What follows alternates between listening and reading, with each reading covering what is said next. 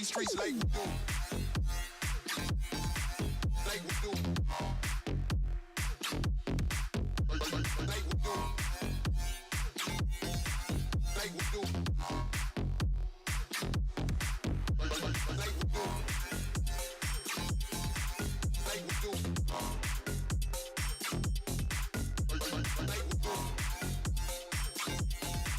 Like we do. Know these streets like we do. Like we do. You know these streets like we do. Like we do. Know these streets like we do. Like we do. You know these streets like we do. Like we do. Know these streets like we do. Like we do. You know these streets like we do. Like we do. Know these streets like we do. Like we do. You know these streets like we do.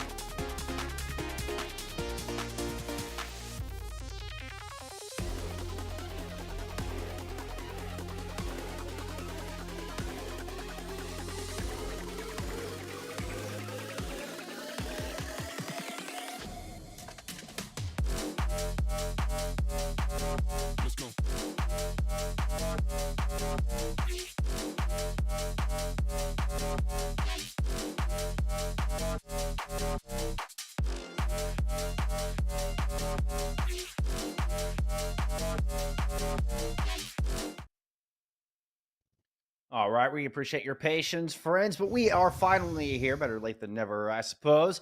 Jeff, alongside Corback to get you into week 3 of our NECC Overwatch action. We had a little bit of a scheduling mishap, so we're going to jump into CMU Eagles taking on Southern Miss, also the Eagles. But there was a forfeited map once, so we're going to hop right into map 2.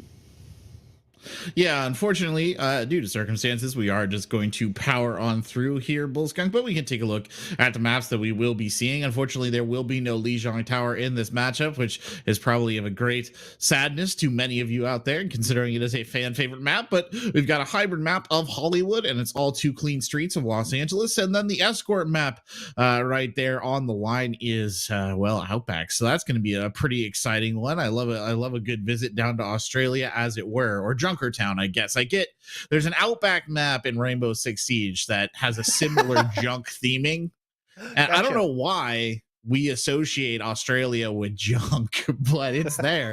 Anyway, those are the 2 maps we will definitely be seeing today. And assuming it doesn't go to 3-0, we'll be on to Numbani, which is a map that I have not seen played in some time, actually.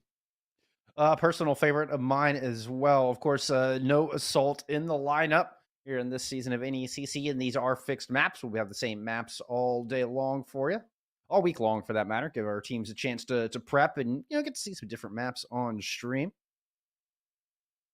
Let's take a look at our 2 squads we got coming up today. We're going to start off with Central Methodist University, the Eagles coming out of Missouri.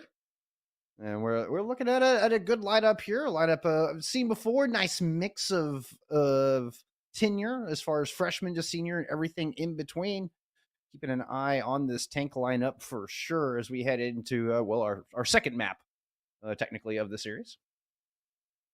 And then over here on the University of Southern Mississippi, Eagle Esports, trying not to get confused, but a bit of an older team, a little bit more top heavy, 3 juniors and a senior here rounding this one out, but then 2 freshmen at the bottom. Worth pointing out, Bull Skunk another junior. I'm sorry, 4 juniors. I couldn't quite see it down there. Lost it. It's worth pointing out, Bull Skunk, that these 2 teams have only played once so far this season. They both lost their 1 game that they played. They both had bye weeks, but it is Eagle Esports who had the bye week in week number 2, so they will theoretically be coming into this match just a little bit fresher, all things considered. Yep, and I'm keeping an eye on Juicebox Hero on that roster, kind of the captain of the team. And this is a fun squad. We get little tidbits of information. And one of the things that stuck out to me, Corback, they do a bingo. They do a little bit of a bingo for each match, including things like Sam Turbo Feeds, who is Juicebox Hero. So we'll be keeping an eye out for that. See if the Eagles can fill up those bingo cards. Yeah, I wish we had the bingo card. It would be right? Quite interesting if we knew what the bingo categories were. But being as it is, it's okay. We'll make our own. We'll play our own game here. But an interesting little kind of start off there with the Pig's Feet, the Sigma Hog coming out there on the side of Eagle Esports. It's not a defense I feel like we see all too often. And then over there on the CMU Eagles, I do actually like the idea of running a Pharah right in a lineup, but it is going to be difficult for Luna on that Ana to adequately support it. And obviously Funkster, that's not someone you can rely on either to really effectively help a Pharah. Okay, so there's the pharmacy switch. All right, then that makes it a little bit more fair going against E.G. Jacob with that Ashe. And yeah, particularly going into an Ashe and a Hanzo. Ouch, you have to be very careful. Very thankful, I'm sure, that Funkster make that last swap. As immediately the CMU are just going to head up to the high ground, dislodge the tanks from up there, and try to allow some room for CMU to get some things done on this point. It's a good place to kind of just sit and rebuild some cooldowns and then make a second attack going on to the objective itself. Yeah, you can kind of use this in combination with the Pharah to set up a bit of a crossfire, but unfortunately, they lost twice mech when they were taking the high ground, and they'll lose twice there as well. So that's gonna kill the push dead, at least temporarily. Juicebox Hero playing here around CCTV, just kind of waiting for somebody to step into the sights of the hook, and that's something they cannot afford. But it fortunately looks like Twice might have spotted it out. Oh, I don't know if they calmed that through, but here comes the attack. Nope, same plan. Up to the high ground, go CMU. Unfortunately, they were able to avoid that hook. That could have ended that push before it began. I mean, one good pick, just like we saw in it twice in the first engagement, can end this. And there it is. This one's going to go on to Ouch, and a large source of the damage is gone, putting a lot of weight on Cupid to get things done. Now, Nano online, but Nano back in spawn. Luna goes down. She will not be able to pocket the Winston, and this push is about done, despite the fact that Sky is choosing to go ahead and invest this Primal Rage. Maybe indicating perhaps a switch in the tank lineup or something like that. I don't know that this pharmacy is getting them particular value. I mean, Ouch is just coming up on the barrage, but if you look at the ult economy here, Eagle Esports sitting on 4 ults over there, almost 5, actually going to be 6 by the time this next fight starts. So if you're CMU Eagles, it is imperative you try and make this a dry fight, and that is not how you want to start. No, not a good peek. Cute Papaya just turned the corner and saw an arrow coming right between their eyes. Reflex landed in that, and it's just going to buy more time. We're at less than 2 minutes remaining, and the Eagles have yet to get a real push put together. Yeah, they genuinely can't seem to find a way through here. The revive does come in on Ouch, but this is going to have to be a big play. Nano on the Sky going in, but Bruce Goose is going to let the Gravitic Flux loose. Finds 2 with that and 2 priority picks. No res, no Winston on the battlefield for CMU. And yet another attack being absolutely thwarted by Eagle Esports. If they can do a quick regroup here and just push in really fast, they might be able to get a little bit of traction, but they did only get 3 ults there out of Eagle Esports. They've held on to a Pulse Bomb and the Diva Bomb respectively, but I think it is a little late to be swapping over to this Reinhardt more rush-oriented competition. I think this could have helped them a lot earlier in this fight as they begin what's going to be a relatively slow push in here up, and by the looks of it, around up to that balcony area. It's going to take them a while. Bull's going to really make this stick, and that's not going to help. Yeah, I'm ready to double damage. Up a tiny stairwell is just going to halt CMU's progress that much more and deny the ult percentage that's so desperately needed, particularly with the late swap like you're mentioning. Well, eventually it's going to muscle up the CMU Brawl comp, finding some high ground, but not without suffering a couple of casualties, including their Baptiste. Going into self-destruct might buy them a little bit of space, but NECC has that res available, and CMU are at a disadvantage yet again with less than 30 seconds remaining. I'm a bit confused right now. The stream is having a little bit of trouble, but you can see that they're trying to push in just one more time here. The Gravitic's coming out there from Bruce Goose, absolutely paced Sky onto the floor, and that might signal the end here for a really serious effort. You could get a desperation touch here out of Cute Papaya if they really want to make it stick, but moving into an overtime pull skunk, I mean, there's only so much you can do. There's Twice coming in to try for the attempt. It will not happen. Hit by the accretion in the open ground. Cute Papaya does actually pick up a kill, but this all feels a little bit in vain. Can they even get a tick? No, the whole hog coming here across the point to just sweep the deck. And that is a very solid early round performance there by Eagle Esports. And I think it goes back to that late swap. I think making the raid a little bit sooner on wanting to go brawl. I'm thinking at the 2-minute mark, give yourself time to build up some ultimates. And we might be looking at a different scenario, but it took a little too long for CMU to recognize that what they were doing just wasn't working compositionally, and then put themselves at a massive disadvantage with only 60 seconds left. Oh, I completely agree. It was not probably the brightest decision to switch. I mean, I guess you're in a difficult scenario, right? And this is one of the hard parts of being good at Overwatch, coaching, whatever, is knowing when to make those swaps, right? And knowing when you've tried enough. And the fact that after 2 pushes, right, your Pharah was barely about to touch Barrage just means that it's not working. Like, if you should realistically be getting Barrage within the first push, if not, right at the beginning of the second push. So I think that was just unfortunate, and the swap did come a little bit too late. And I genuinely think, just based on the progress that we were seeing with the Reinhardt composition there towards the end, if they had made that swap a little bit earlier, I think they would have gotten decent traction off of that. And big props to the defense coming out of Southern Miss Eagle Esports. I mean, Bruce Goose did a fantastic job on the Sigma. Got a couple of fluxes up in that 4-minute defense, and really helped solidify, make life really difficult. So some good reads from the defense as well. Certainly not all on mistakes from CMU, but Eagle Esports were able to capitalize on those mistakes and those shortcomings. And man, what a fantastic hold. Now going on the attack, Bruce Goose coming in on the Diva to accompany Juicebox Hero on this Winston. Yeah, the problem I think too has been a little bit of an issue of target focus here, and you might actually see this illustrated by Eagle Esports, who I think are going to do a relatively good job of finding a target and coalescing on top of it. CMU, they just weren't able to do that at any point in time, and unfortunately, we got a little bit of a frozen stream right here, so we don't necessarily know what's happening, but it looks violent, and there are lots of colors. Well, one And thing that EG stood out to Jacob's me dead. is Riot. Look at this. Ana already has Nano. Boom, there we go. Juicebox Hero going up top immediately. Low health bars. Immortality Field not keeping Q Papaya alive. Luna not faring any better. And that was a decisive strike out of Eagle Esports. This is going to be a one and done on Hollywood. This series is tied up. Yeah, it was a rather decisive assault right there. I mean, we didn't see it, but it was a good build on the nano boost, and then just a very good execute after that. Jukebox Hero engaging almost immediately on the backside of it with no hesitation whatsoever, right into the heart of the CMU defense and just breaking them up almost instantaneously. So a very well coordinated, good patient assault right there. I mean, to win that fight into the defensive position, having only traded out your Ash right in the poke phase is a pretty good result.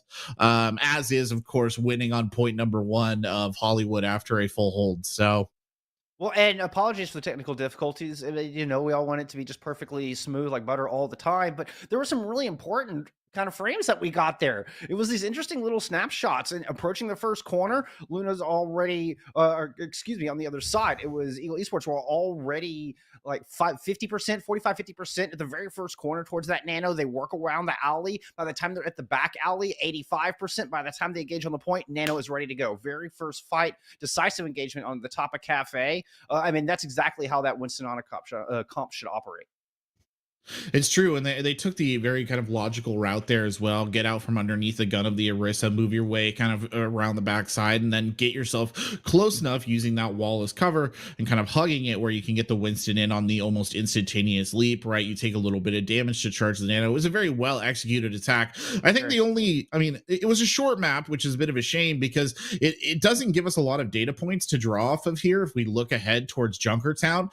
Because coming out of that, other than the fact that they have hitscan players on both sides, right? I don't really know how much we can really say about what we should be looking for going into Junkertown from these two teams, or what they might even like to play, right? Maybe we'll see Widowmaker coming out of Jacob or something like that, but we don't have enough data. There was some definitely good hit scan for what, small sample size we had. So be looking forward to Junkertown. We're going to take a short little intermission while we get set up for map number 3. When we come back, well, we're going to continue this Tide series and head into the Outback. We'll see you in a minute.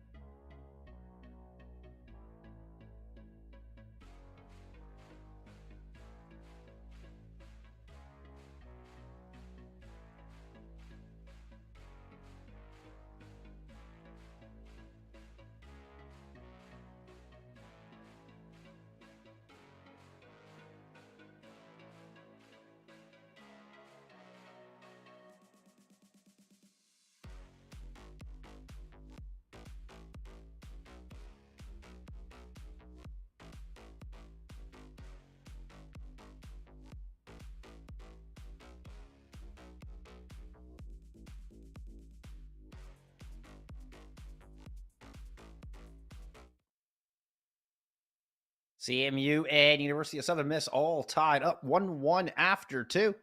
We're going to head to Junkertown for our third map of the day. That was a decisive Hollywood, Corbeck. It was a decisive Hollywood Bull Skunk. There was not a lot of hesitation in pulling the trigger there. It took literally one attack to go ahead and make it stick for Eagle Esports. There was no hesitation at all on their side. They clearly had a game plan and they executed it quite well. So a little bit rough there looking down the barrel of that if you're sitting over CMU. But, you know, new map, different circumstances, very different circumstances over on Junkertown. Gives you a lot of different opportunities to work with some, you know, different comps, some different things, and we'll see what they come out with. I just worry if that kind of flexibility issue, right? We talked about how they didn't want to switch off the composition for so long. They kind of ran it into the ground. I wonder if that comes back to bite you here at Junkertown as well, because especially on this first point, if you don't make the adaptive plays that you need to, it can be near impossible to really complete this map. Yeah, and that hesitation, I mean, it can be tough to recognize, right? Like, is this an execution thing or is this just a fundamental composition difference? Can be tough to acknowledge in the moment, but making that recognition as soon as possible, I mean, it's the difference between a dub or not. So hopefully they have, have learned a little bit and can react a little bit quicker, or even just come out of the gate with something that might work a little bit stronger here on Junkertown. Like you said, completely different layout and play style on Junkertown versus Hollywood, which we just saw. Yeah, super different vibes, right? You look at this first point, very wide open spaces. You transition to the second point, which you should be seeing on your screen right about now. It's a little bit tighter, a lot more control of high ground, but still some very long sight lines. And of course, you get to the last stage and you go back to kind of a more open space. The verticality is still very important. So, it's definitely going to require something a little bit different here out of these teams. And I think it is going to require a certain level of adaptability out of them as well. Interesting to see here that the Eagles kind of rolling out early on with this Orisa Sigma based composition. Meanwhile, on the side of the defenders, Eagle Esports, they're going with a much more disparate comp for that early defensive start here on the first half. The ball, the diva, you get the sniper in there from EG Jacob. I said that was a possibility. And finally, a tracer to kind of round it out. Yeah, furthermore, we do have Wonelli coming into the game, subbing in for Mimic. So she's going to pick up the brig. Maybe, that's can help out. Got a different game plan going on, clearly, with making that sub. I'm pulling out the brigs in. A lot of utility and damage coming out of that backline. Not necessarily raw DPS, but raw HPS.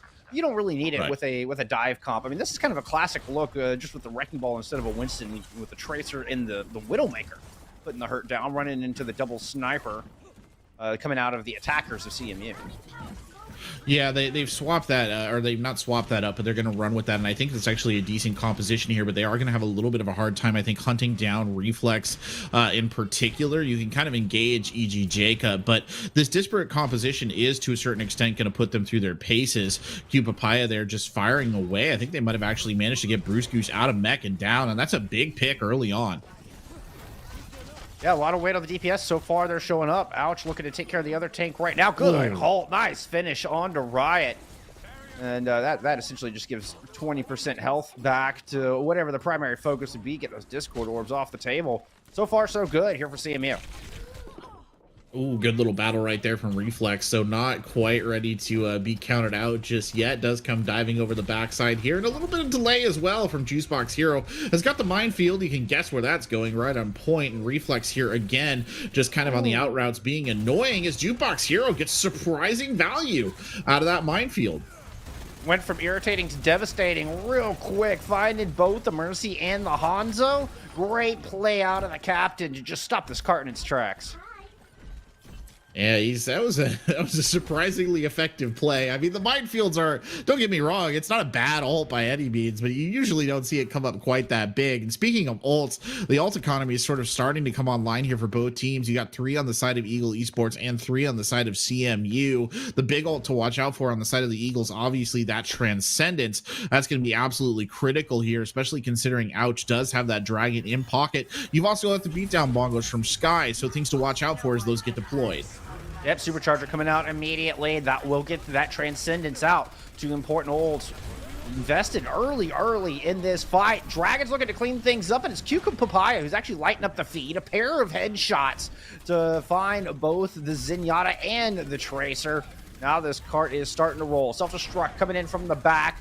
Well, everybody got behind cover except for Cute Papaya. Now that Ash is gone, Juicebox Hero has returned, has cooldowns to work with, and this thing is swinging back. Eagle Esports, starting off with a 2-player deficit in this fight, have completely swung it around. Twice is going to go ahead and invest that Gravitic Flux, but there's a rally in from the defense. That's armor is going to be a lot to work through.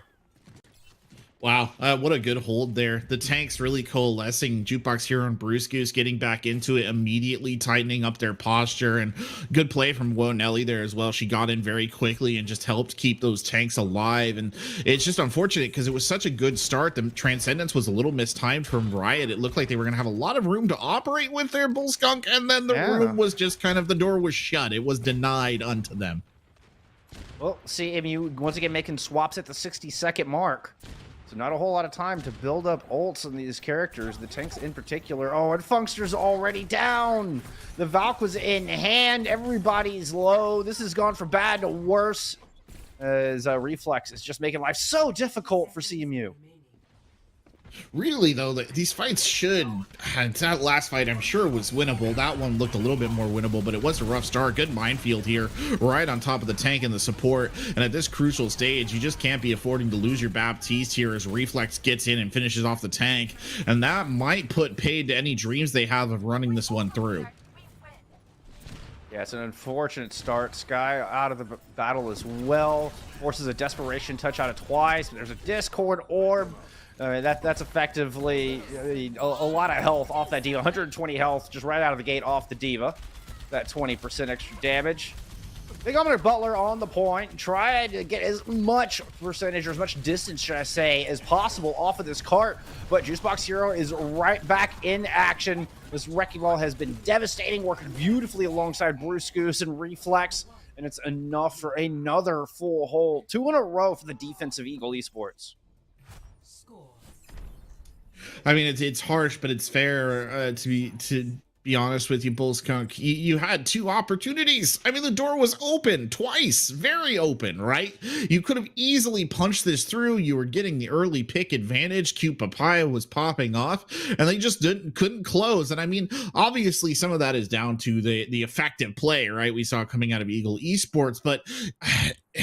You know, you still got to win, right? If you're on the side of the CMU Eagles, you can't get the early picks and then just taper off. And I don't know. I'd have to go back and pick those fights apart to see exactly what they turned on. But it's just unfortunate because those are fights that definitely should have gone in their favor. And now you've been put in a very difficult position because it feels like you now have to go out here and do an even better hold than that. And I'm not sure that mentally, at least, the CMU Eagles are going to be in a position where that feels particularly doable right now.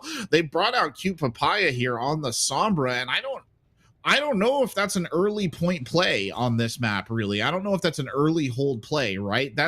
These are wide sight lines. If Sombra gets caught out in the open without the right cooldowns in play, she's functionally dead. Like, it's just how it is. So this is going to be an interesting choice. It's a very bold choice, especially with the Mercy Zenyatta healing line in the back. Oh boy.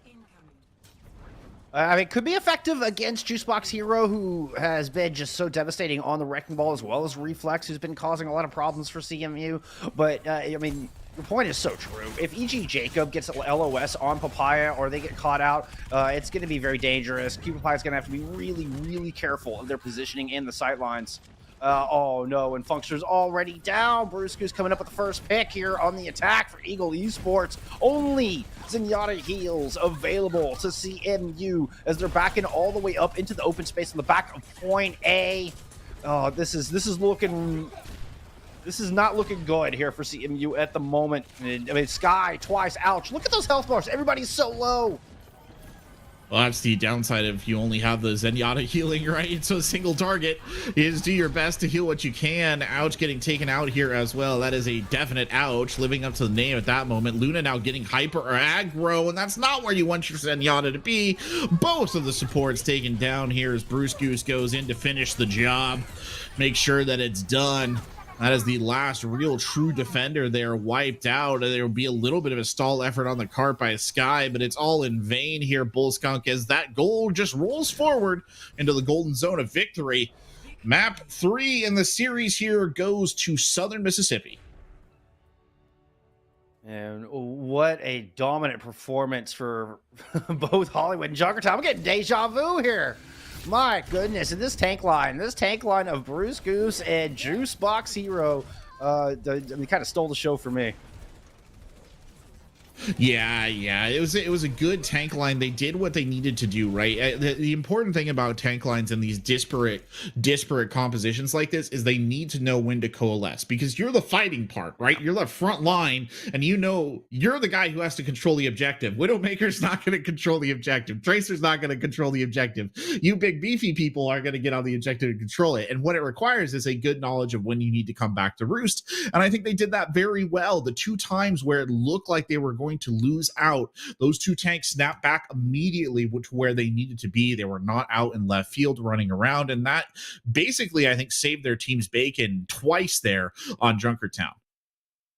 Yeah, but unfortunately for Eagle Esports, they did have to forfeit that first map, so it's not quite done, unless I'm mistaken. Nope. Here, there should be one more opportunity for CMU to come back into this thing for another round of hybrid. It's going to be Numbani here for our next map, and once again, we're really shaking up the style that we are seeing today.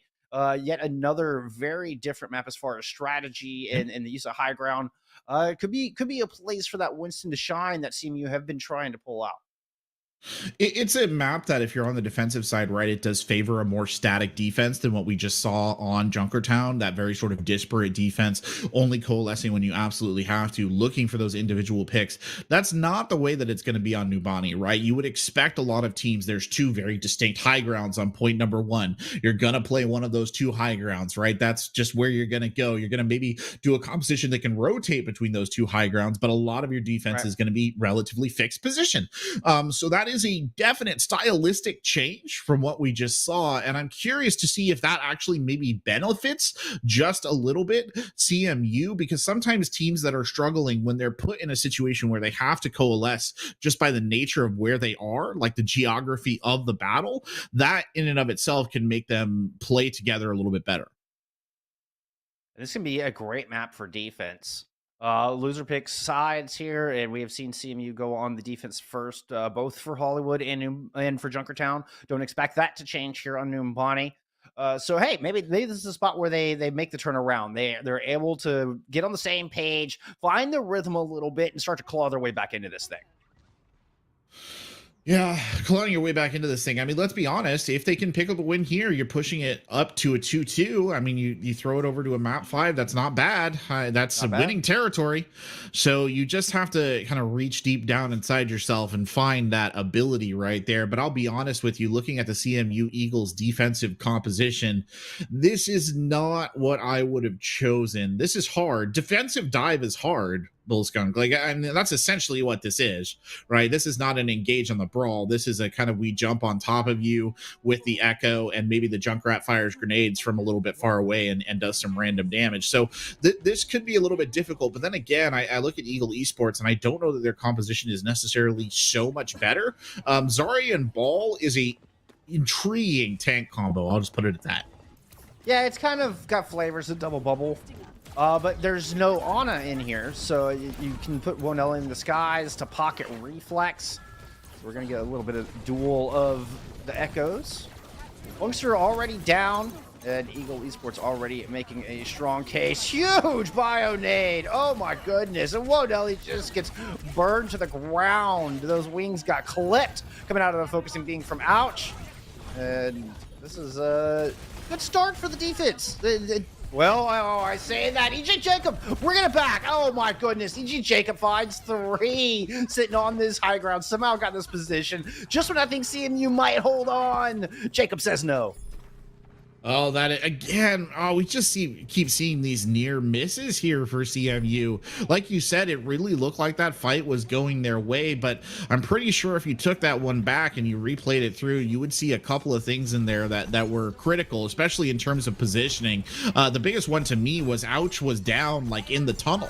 You don't want your flyer down there in the tunnel, right? It's not a good place for them to be. So those kind of small mistakes will add up. You vacate the high ground and it's going to be taken away from you. And they're not giving them a lot of room to rest here, Bullskunk. They're keeping the pressure on all the way back towards third point.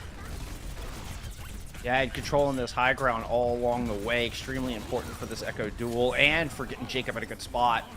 Nano boost to try to get Sky and the rest of CMU out of that tight position. Try to chase down the Mercy, eventually finding it. Ouch, and Cute Papaya coming up with 2 kills apiece. So they're going to put a stop to this cart. A good fight win for the Eagles, one of the first that we've seen. Yeah, it's not a bad run for the Eagles right now. They just need to be able to maintain this position. I appreciate that they pushed up to the bus as well, just for defensive positioning purposes. But the alt banks are going to start coming online now, and in particular, they're coming online in favor of Eagle Esports. That means that this push is probably going to be quite effective from them. Can the CMU Eagles get some picks early on to shut that down as the minefield is unleashed? Like the Patience, Wonelli chooses to not use the res too early, knowing Reflex can get back in this fight. Jacob does fall to the self-destruct. Look at this. Bruce goes looking for the grab, trying to work around twice. Ideally get the DMAC first. It's going to be a duplicate onto the Winston from Eagle Esports to try to crack this thing open. Do have a lot of hit points to muscle through on Sky. And it's CMU, who had an aggressive push up that left-hand side, able to find some early picks, even got the resin onto Luna, and I think they're going to hold. I think they might hold here as well, and that's pretty impressive. That said, though, I don't think the Eagle Esports side invested as many ults into that as they necessarily could have, though I appreciate, by the way, this aggression here at the tail end from CMU, just making sure that their uninvited guests go all the way back to the spawn. Still holding on to the Valkyrie and the Bob. Those are both very useful ults, but they've got the Clone and the Nano on the other side, and a Nano-boosted Sky right here. That could be some valuable damage, Bullskunk, if they're able to get it going, and there he goes. Bump thrown into the back. You see Reflex following it in, trying to just finish off whatever targets are there. Give me some even trades so far. Both teams at 4 apiece. Twice gets DMAC'd. Outs trying to pick up the slack. Duplicating a tank of their own. Not able to get a whole lot done there. Still trying to work on Bruscus. Stubbornly trying to punish this hog. Eventually has to back on out of there. Does give enough time for Cute Papaya to pick up a couple picks. Sky builds up another Primal Rage. A second and 2 fights. Pushing on through to try to hold down this fort. Eagle Esports getting some picks, but it's been slow moving.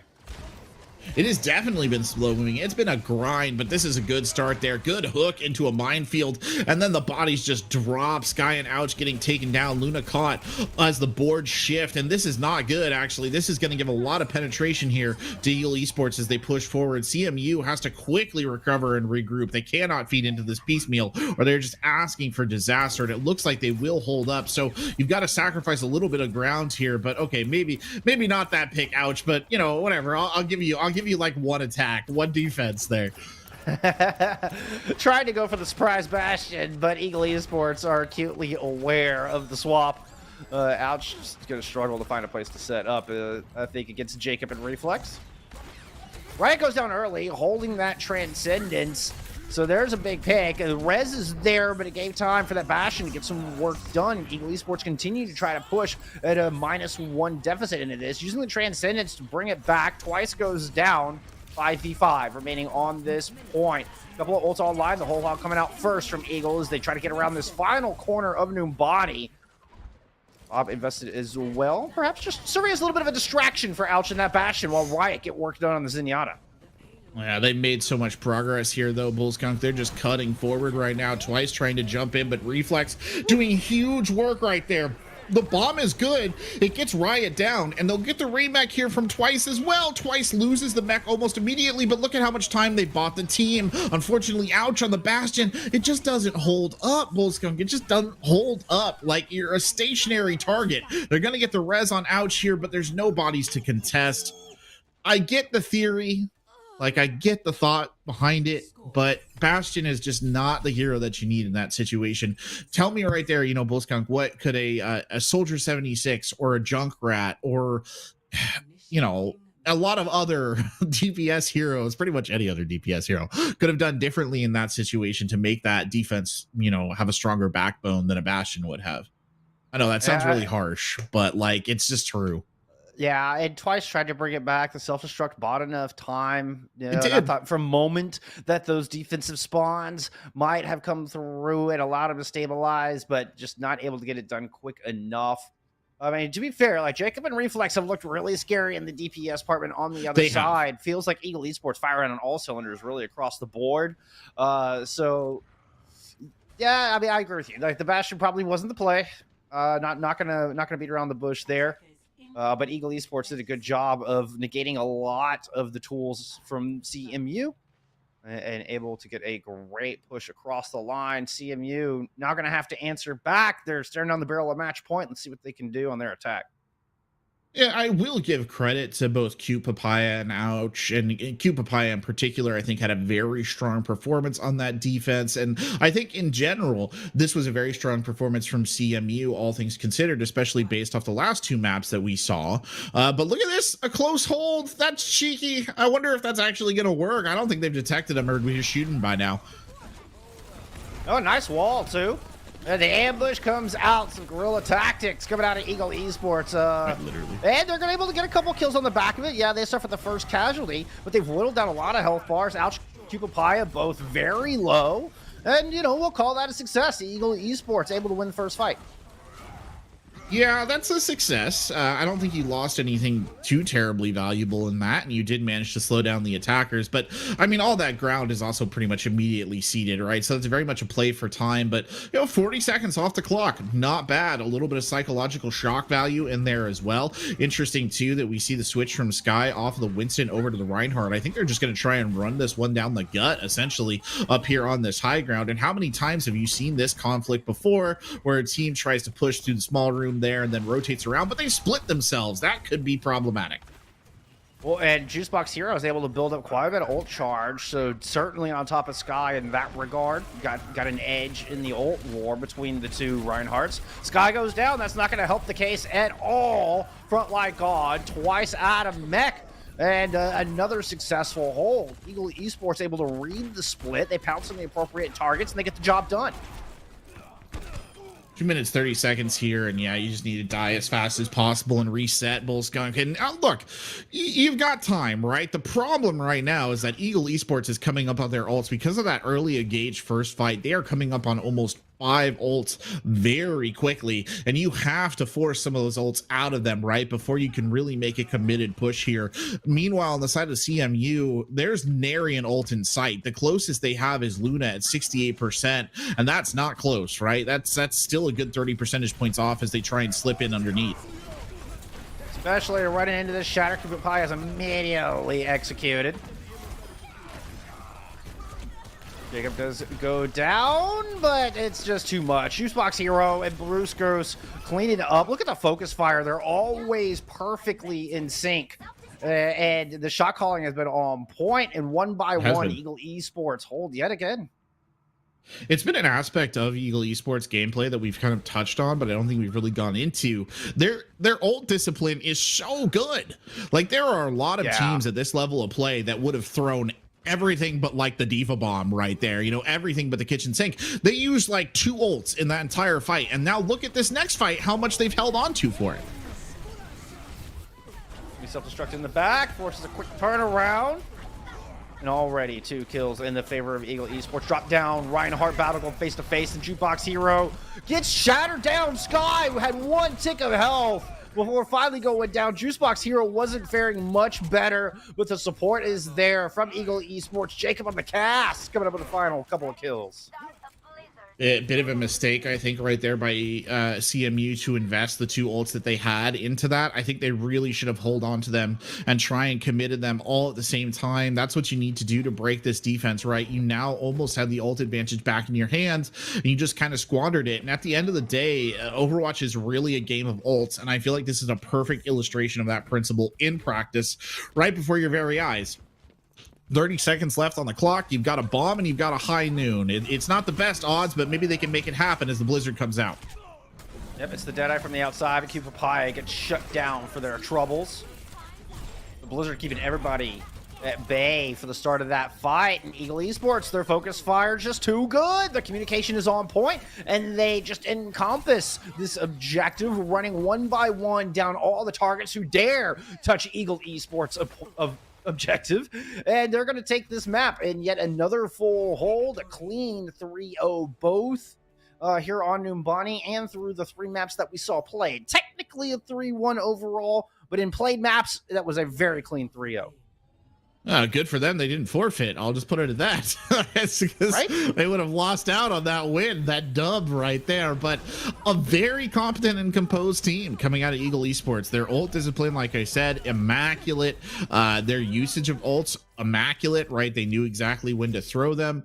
Their kind of positioning, their target focus were all really, really good. I'm actually surprised, based on what we just saw right there, that they actually lost. So their first map, right, or their first match. So I'm curious to see who their opponents were. St. Ambrose University, interesting.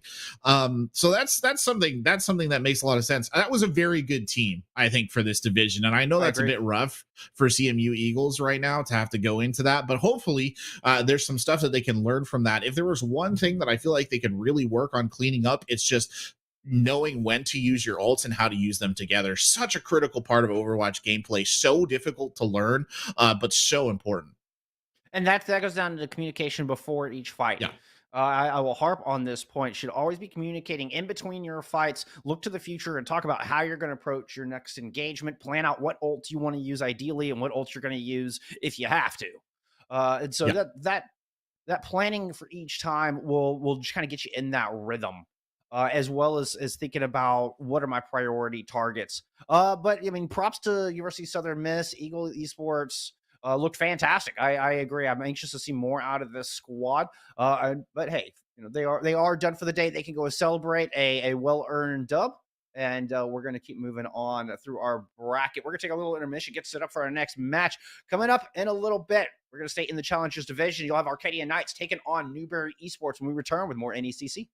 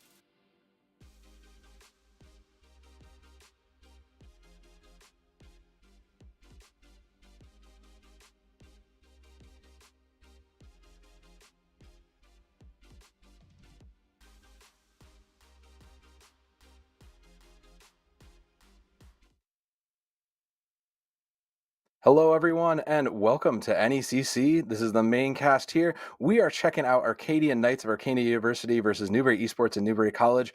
I'm Sovdan. I'm here with my new friend, Man of Class. And class, it's good to be here with you. It's good to see, after what was such a long initial game, the start of this. I mean, you've been checking it out, right? Tell me a little bit, like, this is going to be a good game, right? Oh yeah, this should be definitely a great game. Arcadia Knights versus the Newbury Esports, the yellow division. So we're getting Challengers Yellow coming out here. Yeah. Should be a good game. I mean, both teams have actually already played a few games because we've been going for 2 weeks. Not the hottest records for both of them. I mean, we saw both of them lose 1-3 to CCE Blue, so not the biggest surprise to lose to the first place. Yeah. But they both also played. So one of them played Thomas Esports. That was Newbury. Then we had Center College being the opponents of Arcadia Knights, but Arcadia Knights actually winning that one. So currently Arcadia Knights is trying to get the 2-1 scoreline going instead of the 1-2, and Newbury is trying to not go 0-3. And that always gives a lot of motivation to these teams. Yeah, let's take a look at the map pool here really quickly. We are going to be starting out with everyone's favorite Lijiang Tower. We'll go on, travel across the world to Hollywood, see ourselves even further. This is worse than most Overwatch League, travel routes. We're going down to Australia for Junkertown. Following Numbani, you and I had talked about that. We're looking forward to hopefully seeing 4 in Numbani. And if we need to, we'll head back over to Busan and watch Point Gibraltar if we need to for 5 and 6. But like we were talking about this. I really want to see Numbani too. We were kind of talking about the intricacies of playing Numbani, and hopefully these teams can bring us to there.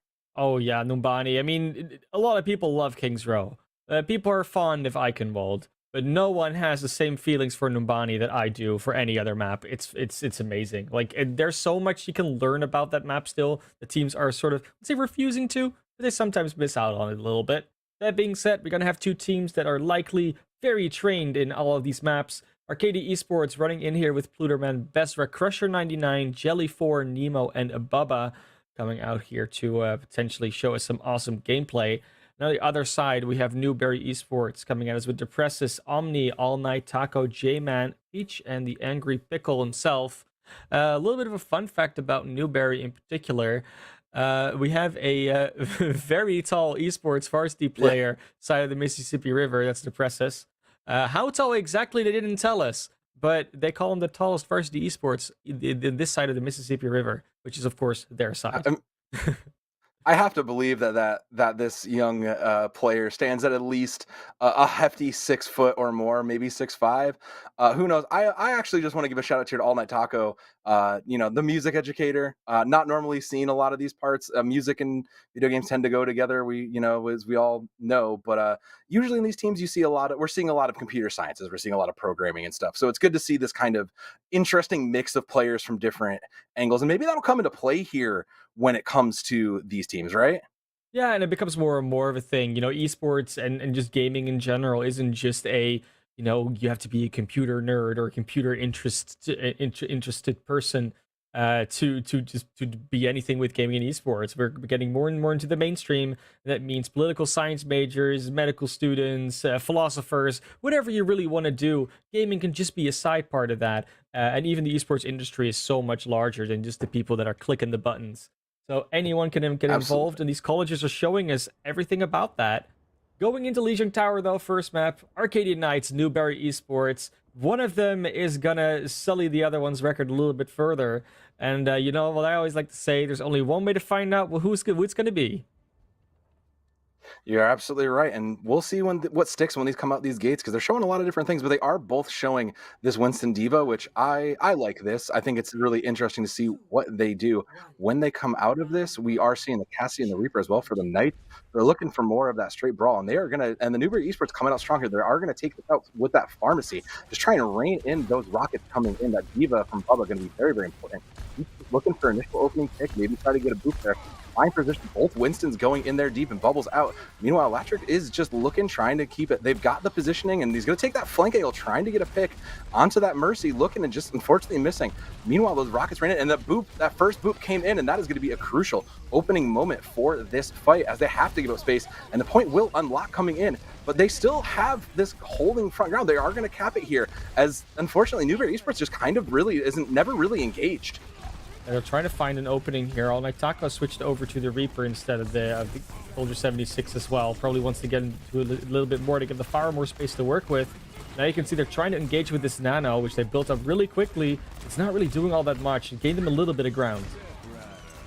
Now, meanwhile, Latrik's going to throw out that high noon. The bubble does come down. Going to big it, but does manage to find one thanks to Pluderman. And that's going to open it up. Arcadian Knights are going to find two with that Primal going in there in the sky, apparently. And that's just going to be Pluderman looking to clean this all up and keeping themselves that percentile plaque ticking. Yeah, sometimes staying in the air is not all you have to do as a Pharah. It was getting trickier and trickier to work it out anyways. Peach was not really getting the openings due to the fact that Arcadian Knights was holding on to the point that effectively.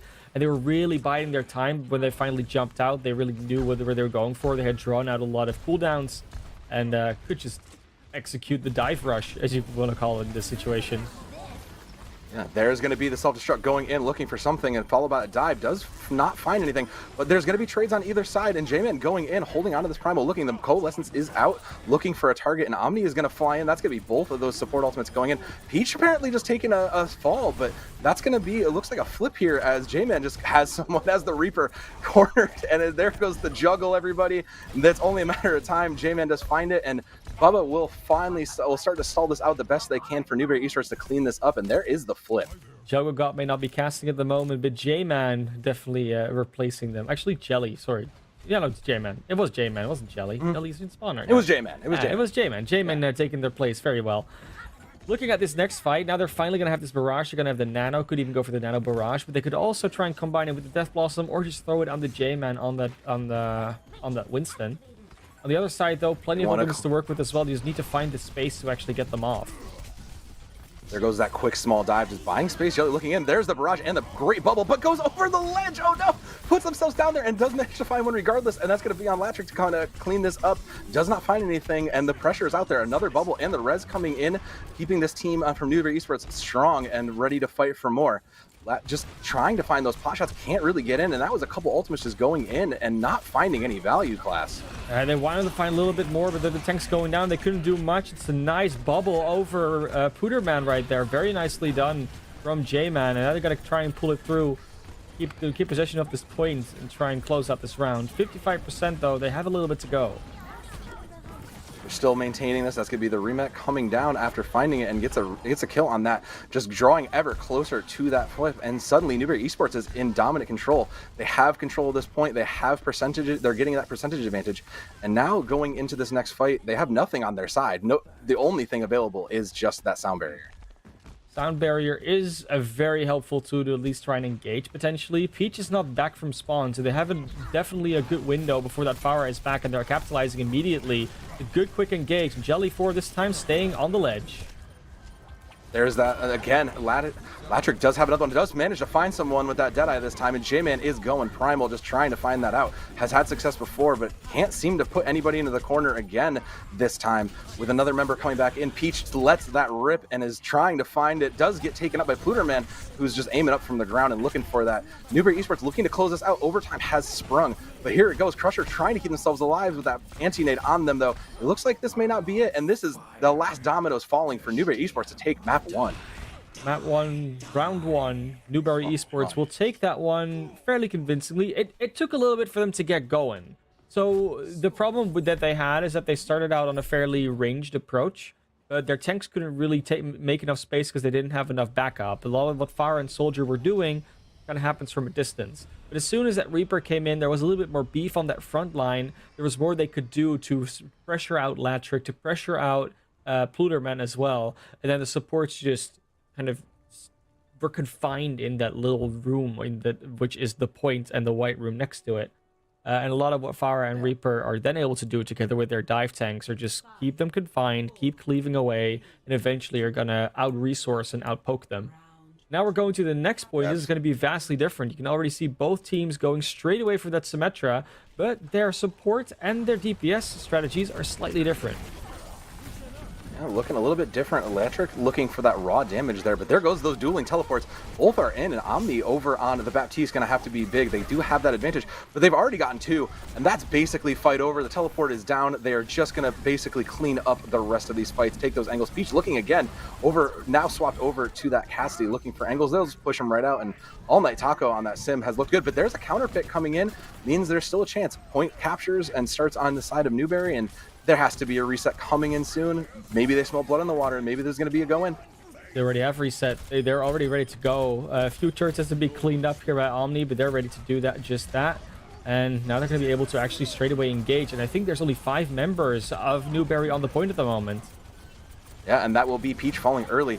Those dueling support ultimates coming out, and Bezra getting some value out of that. But there's a shatter from Jelly. Does manage to find one, and it's big. That's enough. They're going to commit the photon barriers on both sides, and that's going to go in, pushing in. They're pushing back to that corner. They want to try to get them off those ledges as quick as they can. But Pluderman's beam is just absolutely lit up the night for that, and Electric will continue to bring it on home. Just building up the rest of that Deadeye for the rest of the event. And the triple boop from Crusher, absolutely crushing it. Oh, it's a shame we were just a hair too late to miss that, but that is absolutely going to be an impressive play of the game to catch later. Don't you worry, indeed. We're going to get it in the play of the game. Unless we're going to get a huge Deadeye or something like that from the other side, or an even bigger boop. It's always possible on a map like Night Market. I'm totally ready to see what J-Man's going to do with their Shatter. Jelly has already built up another one almost, so they might not be ready for it. It could be a huge boon. Ooh, goes for the top rope. Doesn't break you straight away, but there he goes. There it is, and that is going to be the cleanup, and Peach is going to get 2. Had been quiet for most of this, is now leading the charge in that. That's going to be a self-destructive just to try to buy some space, but it was a little bit in vain there. You might want to have had to save that as this cleanup in, and Newberry Esports was on the back foot for a minute there. Now looking firmly in control as this flip backs, and they're back in the percentage lead. Both these teams are so good at cleaning up these fights quick. It's very different than what we see in like other levels of play sometimes, where these fights can go on for a long time because target focus isn't quite there. Both these teams are really good at just blowing up the enemy.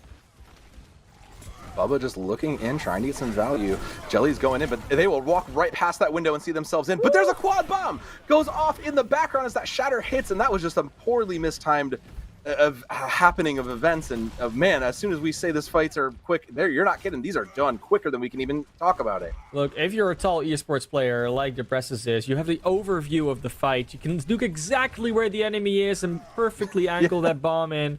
Exactly why you need the tallest players on your side of the Mississippi on your team. Already got the value. Nice idea going with the photon barrier and teleporter at the same time. It doesn't stop the turrets though. No, Newberry East are still standing tall on the point, setting up Peach for the high noon, doesn't find anybody, but does clear it, and there's going to be that shatter from J-Man just to kind of clean up the rest of it, following that in with the rest of that. And again, standing tall on the shoulders of giants. Newberry Esports bringing it in just to clean this up, and that's a victory headshot on the way out. Newberry Esports taking map 1 on Lijiang Tower. They like having that second map they've been winning. They won this season, so at least they can already double their total map count. They obviously want to get a little bit more out of this. It's a first to 3 series. Whoever gets away with the first three map wins walks away with the victory. It's a very good possibility that we're going to see a little bit more of this of these two teams. Let's see what happened with that boop. Hopefully, my feed freezes a little bit.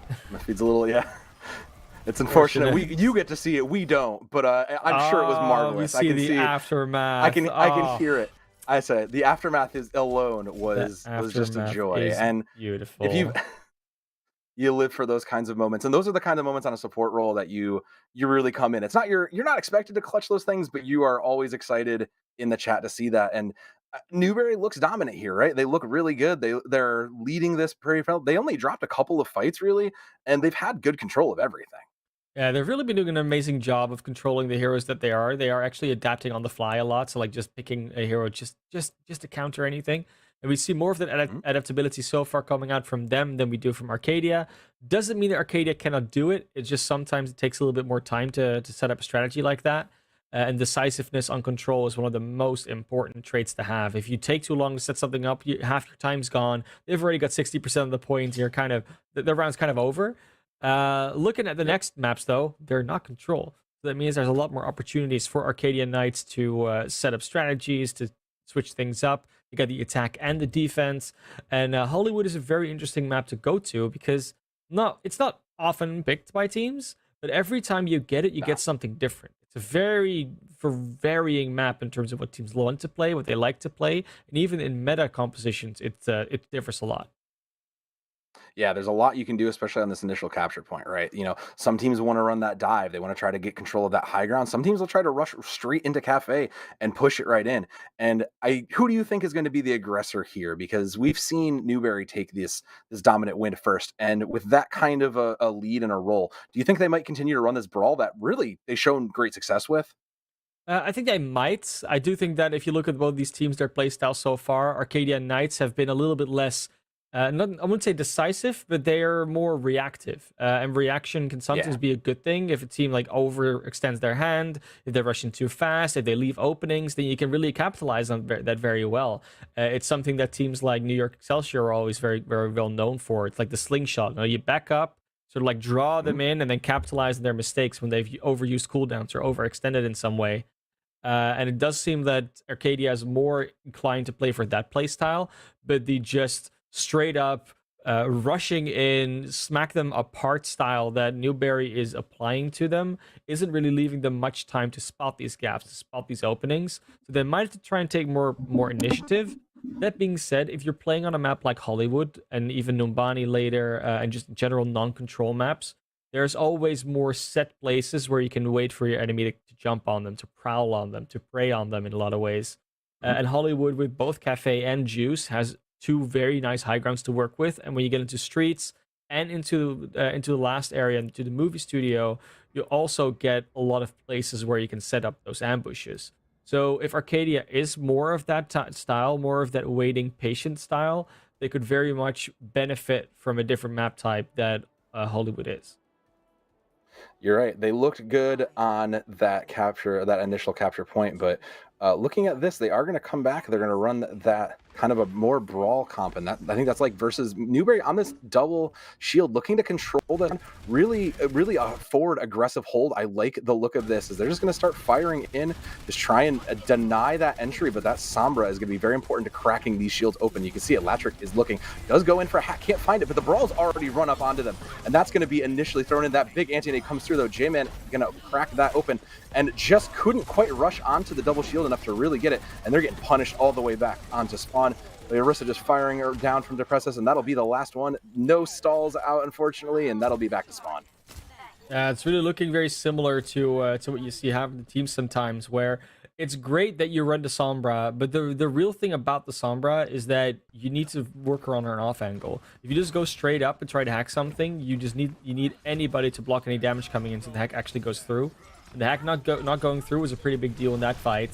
A good eat on the dynamite here coming out from Bubba, but then immediately just flies up, almost loses their mech. At least they're now in. The team is through the choke. Yeah, they are in and pushing back into Cafe, and Latrick's Genji pick coming in very big here, just able to get in the background. Doombar, that annoying we were talking about, cracking the open, the deflect is forced out just to try to buy some Cheng, and Bezra is feeling the need to invest it. That's going to be a great point for the Knights to crack this open and get past all those shields. Looking through, can't really find anything. That is going to be a tick coming through. They are moving strong, they are moving forward, and the Knights looking incredibly good to take the rest of this point, as they will see Newberry Esports on the Streets phase. Streets face gonna see them continue this in a decent pace, because obviously, if they just win this map, we're gonna get to see Numbani. It's gonna be great if they can, but this high ground going to be the most important to control. The Knights looking to just control and hold on to that. We're actually going to take a quick pause just to be right back. Our feed's a little messed up, and as much as we could try to guess what's going on and give you our best mind of the theater of the mind idea to what's going on, it's better for all of us to have a clean view of what's going on. Yeah, we're gonna be right back. Just a few minutes. We hope to sort it out just real quick. Meanwhile, the team just get to play along, and we'll get to come back to them as soon as we can.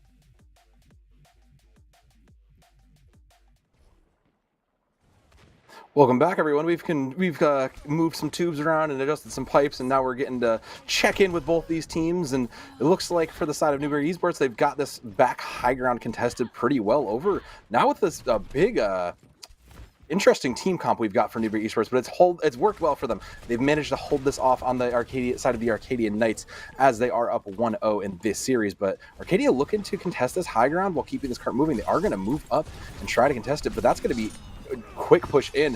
Latrick got to get out of there, and Bubba looking for a place for that bomb to go, but just can't really get themselves visible. Meanwhile, we are picking down, and that's going to be one falling on the side of Latrick, not really given that much help out of there. Just trying to contest these high grounds the best they can. All that Taco going to send in that dynamite isn't going to get any value, but Depress is going to find two. Meanwhile, while that's happening, and that looks like it's going to be another hold for the side of Newberry Esports. Great stagger on the Diva as well. This is obviously one of these maps where the Diva cannot actually get dropped off the map. They can just keep on going. Only thing you have to be worried about nowadays is not getting that mech dropped on your head if you're stalling her. That's late stagger. Bubba gonna be coming back soon, of course. Be in the mech with the ultimate ready. A big part of this this defense has been this Ashe. All Night Taco with the dynamites, with the general damage output. It's been really throwing a wrench in the plans of Arcadia. Since Arcadia doesn't have a whole lot of range damage, they really need to get closer in order to do more work. You're right, and they're struggling to close that gap. All Night Taco just making those gun sounds like music to their ears as they're holding onto this high ground, and they've contested this for the most part. Pluderman looking to try to get that high ground and try to get off this advantage, but there is one, and there's two in the background, so they are going to finally get control of this and take advantage while the cart finally gets rolling again. One last late stagger. They're going to commit this visor very late to the game with just one or two to clean up. It's a good time to use it just because you can guarantee the cleanup. There's nothing to defend against it like a Diva or just long range hits, kind of sleep dart. So you might as well use it there so you know you're going to have an advantage for this recontest fight because those two members are not there.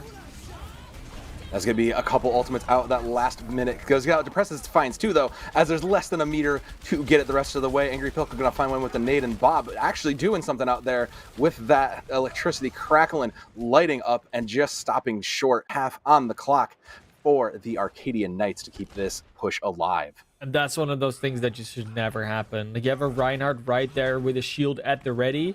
That should never get broken or stopped by a Diva bomb to be functioning. Whether it's a sleep dart, whether it's a flashbang, there's like a lot of different things that can stop it from being active. But that's why you wait for the last second to actually use it. They're gonna go up here, nice shatter. Oh, huge shatter! What a big shatter is gonna find that up. Jelly's just gonna clean those up, and Latrick doesn't even need that blade. Is just gonna go in and try to clean up the rest of this. There's two and the dash to clean it up, and they will see themselves moving all the way to the rest of this as the cleanup just kind of falls in, and there's maybe no stagger this time, but they will get themselves through point B. Love seeing some smooth Genji action. It's been a while. Latrick actually sticking on the Genji for a lot longer without using a lot of the blade in the first place. Looks like they're ready to just drop down and use it right now. Jelly 4, though, going a bit too deep with a bit too much damage in their back. Yeah, and then we'll get punished for that, and that'll slow up the push a little bit, giving Newberry a chance to kind of ebb that flow right back in. But All Night Taco immediately going to get a great headshot there, push them right back into spawn, and that's just going to hold them right up. A little under 2 minutes on the clock. And Latrick, yeah, we talked about this Latrick Genji. Are they really getting the value, and are they really going to get, do you think they can do it with this blade? It has to be big coming up here. Definitely ready to use it. They got to start using it sooner rather than later, otherwise you just hold on to it for holding on to its sakes, and then you excuse yourself playing Genji. It kind of becomes more of a liability. So the spectator mode, not having to see the coalescence of Moira's POV. And there we get a double kill after that beautiful amplification matrix. It's going to lock up the fight again. And they don't even have to use that many resources for it on Newberry's side. That's like the problem they're having. All Night Taco on the Hanzo as well. There's so much damage just with all the storm arrows, etc. coming out. A really big value item, that one. Absolutely. Less than a minute on the clock. Arcadian Knights looking to move themselves and charge with the cavalry into battle to keep this push alive. An early nade going to absolutely push that up, and Pluderman's going to send in that visor, try to get that value, but not really finding anything, that big rectangle in the way. Meanwhile, Latrick, it was the distraction the whole time. Latrick in with the Genji, finds one, and that's the opening pick to move forward. The cart will continue to move. Less than half a minute on the clock as that, and Newberry Esports will have one quick second to come back and regroup. Latrick losing for the parkour road. Trying to find the opening to get in there. Nice pulse bomb. Doesn't quite hit bomb. anything, but it's time for the Oh, Dragon that Blade. shatter. It's Versus time, finds Latrick. 2 with that bomb. There it is. There it comes out. Does Too not late. immediately see any value. It's too late. It does find 1. That's all they needed from it, and that will keep it up. But it is just Latrick left on point with 6 seconds left to go. Can they at least drop the overtime? And that will be the contest, and they will draw it over as there's no one left basically there to do it. The rest of the team of the Arcadia Knights is coming back with not much on their side. That will be the self-destruct coming in. Where is it going? Is it hit anybody? No, it does not. Just a desperate bomb thrown out in there, and Arcadia have control of the point, pushing this forward, but that's going to be the window coming out, just trying to buy some space. Our Newberry Esports trying to just prevent the full all the way. Crusher going to actually send in that sound barrier, going to try and give them an advantage, and that's a go button for them, finding J-Man instead. And now ready, Plutoman back over onto this Reaper, looking for just high value, going to try and force this Diva out of position. The cart still moving the whole way through. Can they get it all the way to the end? There's a nano available. Is it going to send in? Berza's looking. There it goes on to J-Man. And Jelly just looking in to clean that up, trying to swing and find that value. Pulse bomb in the meanwhile goes in the background, does not find anything, but there's a shatter, does find 2, and that is gonna be the cleanup they're looking for as overtime continues to roll. Charge does get knocked aside, nothing interesting there, and that's gonna be the late contest. They're trying to struggle, but it's over. We're basically on cleanups here. Yeah, I think a big part of what pushed that over the line was switches from Bezra and Pluterman, especially from Bezra. That Ana did so much. Got a few good sleep darts, few good bionades, and also, you know, just nano placement, etc. The healing that Ana's outputting, more focused onto the Reinhardt, which was a big problem the entire time. It just really helped them out in terms of that last push there. And even though the self-destruct didn't get much from Bubba, it stopped the reforces from Newberry coming in, which gave them that tiny bit of time to regroup on the card in overtime and then keep pushing again. And then the sound barrier just reinforced that push, and they kept on going further forward while the ult bank of Newberry was kind of drained.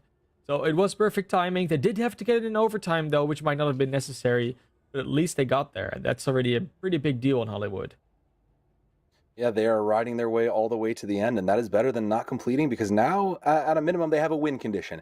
If they can keep Newberry Esports from getting all the way through and, you know, hitting that clapper at the end of the scene, they are in a good-looking spot. It doesn't look to be too much of a changes from either side here. They are both favoring this rush comp, and All Night Taco over on this Hanzo looking to just continue to get value. And we got to give a shout out to All Night Taco, who has put in quite a bit of notoriety on a few of these heroes in these matches so far.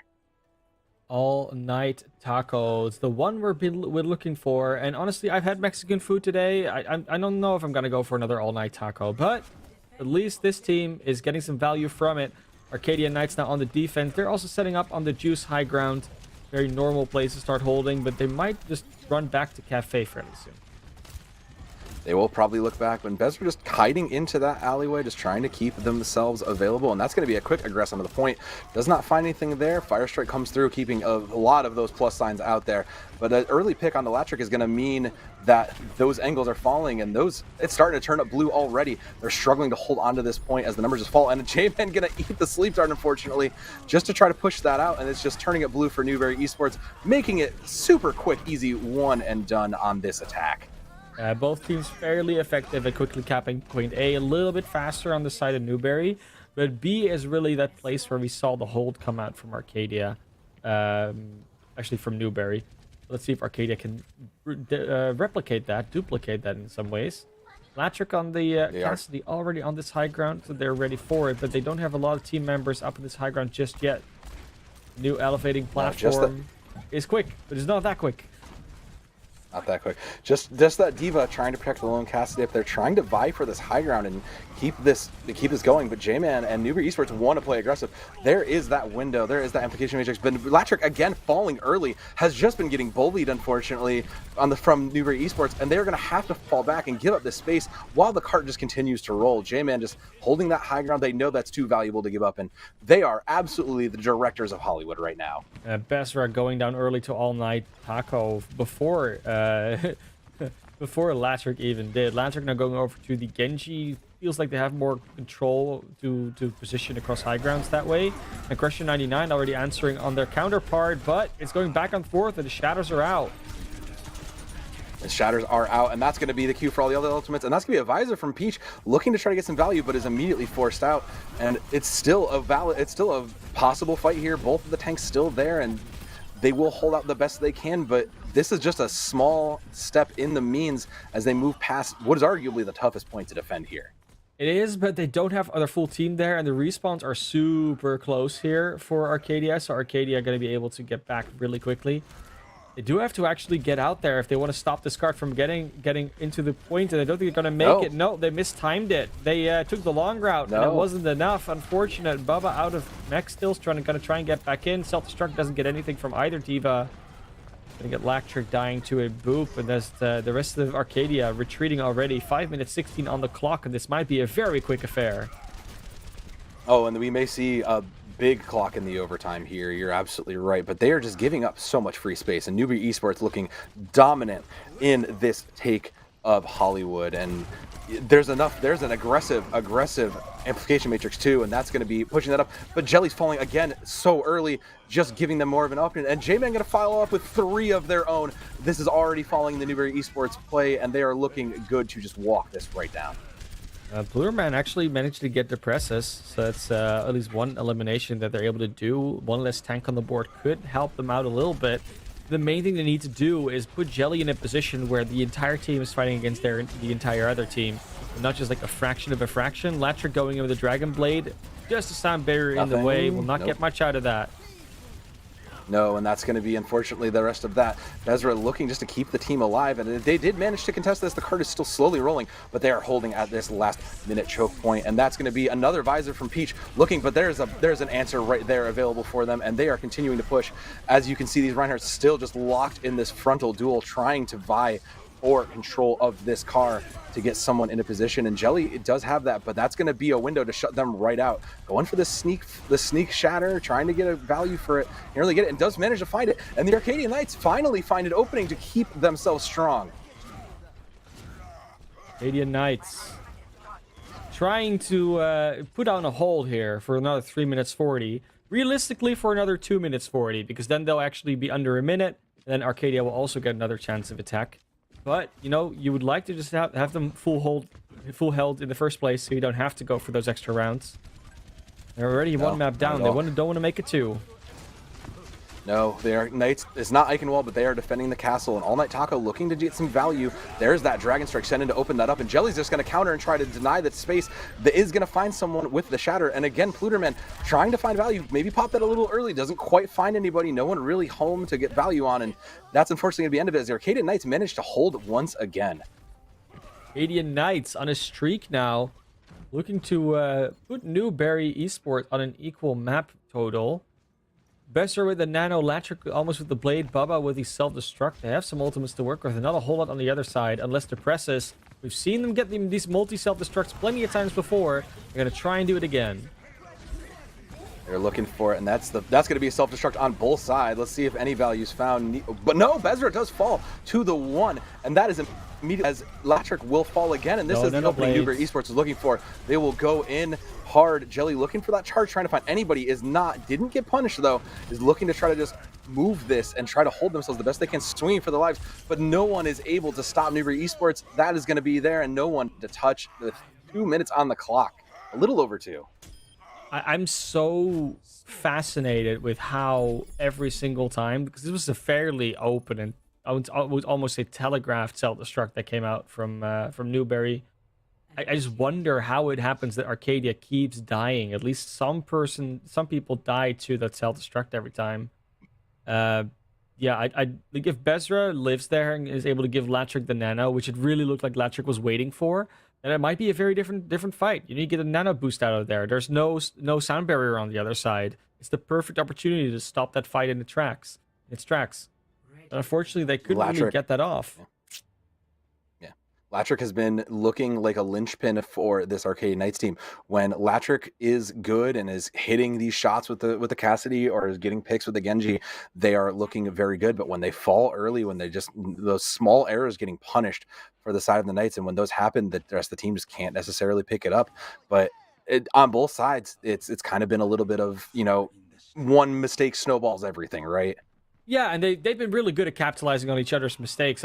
But I do feel that Newberry has found a way to sort of force these mistakes. Like Bezra going down early in fights or Latcher going down early in fights, they keep finding ways to get those same players under it.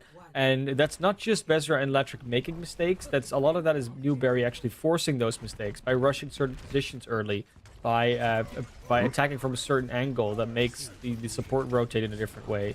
We've seen it happen over and over again. Speaking of rush, it's going to be a full rush with the Ryan Zarya here, just looking to try and close this out with 2 minutes on the clock. They know that they can lose this, and the Arcadia Knights are hoping for that draw. But All Night Taco has this high ground position, is going to try to keep that pressure up before this as they go in. And now on this high ground, just poking and looking for this Peach, trying to find some value. Latrick going into pressure, not really finding anybody, forced to deflect and guard themselves on the way out. And meanwhile, Newberry Esports just looking and holding this. They need to be contested, and they need to also move onto that and pressure the point a little bit. And here it goes. There is the fight. The sleep dart is going to get hit, followed by the nade, and that is going to be a quick one out. It's going to force that lamp, but that's not going to be any value. And it's coming up for Newberry Esports, though. Somehow, with all of that, there's so many plus signs for the side of Arcadian Knights, and they are just not moving. No one's home, though. They are not able to close the door in time. Newberry gets through, gets that second map win. That means we might not get to see Numbani because it's only one map away from a full victory for Newberry Esports. Jelly did look good on this Reinhardt. This was a great moment to keep them going and turn this overtime. You need to see a little bit more from the side of Arcadia to keep themselves alive. When Arcadia looks good, they look really good, right? Like they can hold their own against these teams. They look like a team that wants to win and wants to play, but when they lose a piece early, when they struggle like this, when they just kind of make those mistakes and get punished for it, they really just look like a hot mess, quite honestly. Yeah, well, I mean, that hot mess has time to cool down a little bit because we're going to take a very short break between these two maps. Coming back, though, we're going to go over to our first escort map, see if there's a way in which Arcadia Knights can bring it back. For now, Newberry Esports leading 2-0.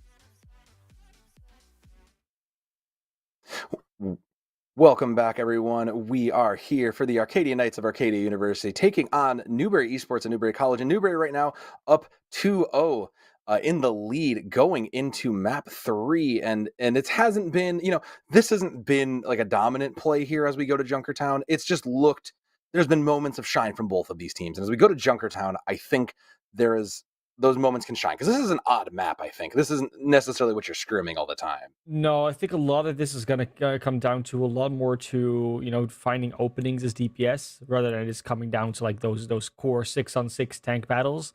And that might actually play into the strengths of Arcadia a little bit more. It does seem like the tank line of Newberry has a bit of an advantage in this situation, the way they're playing around their tanks and also around the enemy tanks, which usually ends up in like a toppling over of the enemy front line or the back line, depending on what they hit first.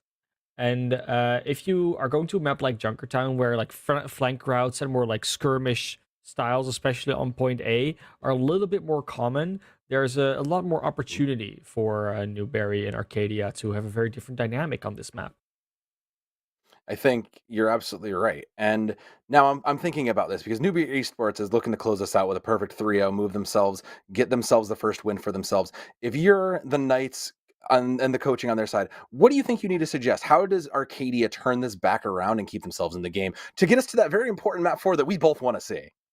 I mean, there's two ways, right? Either you just keep playing your own game and trust that it will work. You have to make some adjustments here and there, but like a lot of it comes down to fundamentals. The way you present your front line and your back line, and then your DPS around it. But Junkertown is also one of those maps where you can actually throw a bit of a wrench in the status quo, where you can do something weird, you can do something different, and that could also be an approach that Arcadia takes in order to potentially take away a map here. This used to be the home of the old Australian boats and the pirate ships that we used to see back in the days. Maybe that's a plan we think we're going to see here. It does get a little bit of work and can throw a lot of these teams off, especially if you're running a brawl. It's hard to keep that Rhine shield up if there's a bastion in front of your face. Alternately, you can continue to run. If you're Newberry Esports, you can continue to get value from this Hanzo that All Night Taco has just been getting incredible value of for these first two maps. Is great. And if you look at a map like Junkertown, best place for that Hanzo to be, in my opinion, is that alleyway between, like, on the first point between the mega health pack building, and the gates. You have that alleyway behind it. That's like the core place where Hanzo loves to thrive. You can run around that building to get just some arrows in the front line. Can then sneak back behind the enemy lines to get some storm arrows and just some general damage off on supports or on back lines. A lot of flanking potential around the building in general. You can also parkour over the roof, get a lot of escapability. Doomfists also function there, but because of the ranged element, I prefer Hanzo myself. A lot of potential for like other flank rounds as well. We also have the cliff area if you are more of a Widowmaker, maybe even a soldier or a Cassidy player. But yeah, tanks will generally speaking just stay in that main lane. Just make sure that they are not attacked or not taken. They can hold the card as much as possible. I want to talk a minute because we've seen this from the side of Arcadia. We've seen this Genji that continues to come out from Latrick, which is kind of a weird position for this brawl comp that's the rest of them. You have this Ryan, this Diva, you can get value, you can be annoying kind of like a tracer. But what do you think? Is this just a comfort pick where Latrick is just getting a lot of value and it's kind of working? Do you think that this is like a calculated effort and it just kind of is their response to the comp put in front of them and they don't feel they need to change a lot? What do you think the mentality behind this Genji pick is? I think the Genji would work if they got more value out of the Dragon Blade, if they use it more frequently. I think waiting for the perfect Nano Blade or waiting for the perfect Dragon Blade is almost guaranteed to be less value than just throwing it out almost as soon as you have it. And a Nano Boost has seemingly been more effective on other heroes on a frequent basis than on a Dragon Blade anyways. So the question is kind of, can it get more value? Yes. Will it get more value? I don't know, because that all depends on how they're going to use it and how it's going to be like played against and played around by the enemy team. What supports they're using, which targets they're focusing, etc. Because the Dragon Blade just didn't have really a great timing last time around. No, and we were kind of talking about this earlier. But Bezra can, would occasionally fall quickly too. So if you take out one of those other pieces, if you take out a piece of the Nano Blade, or if you take out a piece that's keeping your Reinhardt up, it's gonna be a tough time, and the rest of your team's gonna collapse around it. But meanwhile, Newberry's looking very strong. They have their picks. They're also kind of working these odd comps, but their choices are making a little bit more sense. We're seeing these Reapers, these Hanzos, the shield break, these effective things that are allowing them to get these value. And I think it's working out for them, even though the comps may raise some eyebrows. Yeah, and sometimes that's a good thing. Sometimes it's a bad thing. But I think on Junkertown, it's a wonderful thing. It's a wonderfully weird map. Also, some Yeah. wonderfully wonderfully weird compositions that we get out of it. I think it's still one of my favorite in terms of it maybe not being a cinematic. I still love the video that they came out with most. Just the failed heist plan. Yeah, there's something joyous just about watching two Australian men trying to get away with the heist of their life, only to see them comically fail, as it were. But I don't think we'll see either of those gentlemen joining us today here in the hometown. I think we'll see what kind of looks similar to what we saw on map 1, actually. And Pluderman is hovering that Widowmaker, which I do think is a good pick. We were kind of talking about this long range, looking at that double shield. Yeah, I think that's a good look for them. And Latrick going to give up that Genji and try to match All Night Taco on that Hanzo. I think this is a good choice for them. Yeah, it seems like this is definitely something they should be going for. On Arcadia's side, they're going with a double sniper, with a double barrier, and with the Mercy for the damage boost. Baptiste just for the general healing, coming around for the tanks, the damage boost of the amplification matrix. It's like this is a solid composition for Junkertown attack, especially. And I want to see if Latrick does choose to go on the alley side, whereas Pluderman goes more to the cliff side. This is usually a good start for the Widowmaker, go on this building rather than through the spawn high ground. It still has to find the shots. Oh, they get a combined one. And Pickle going down early is a good one to get. That's most of their healing gone. Most of that information gone too, because they'll just take, that was a free information dart they were just looking for, but Latrick absolutely just putting out that value already there, and Pluderman just trying to find the value there. Does find J-Man, who was jumping and put themselves out there, and that's 2 early picks to give themselves some rolling advantage. If there's any map where DPS can sort of carry, it is definitely Junkertown, and that does feel like more of the homegrown style that Arcadia Knights want to go for. The tanks haven't really had to do anything so far. They just had to be on the card with the Baptiste and vibe. And then we get Pluderman and Latrick that just gets damage boosted by Mercy and get the shots off all the time. Get every single target. I can barely contest. They lost targets at the wrong moments. Yeah. I think they're going to. No, they're going to give that up.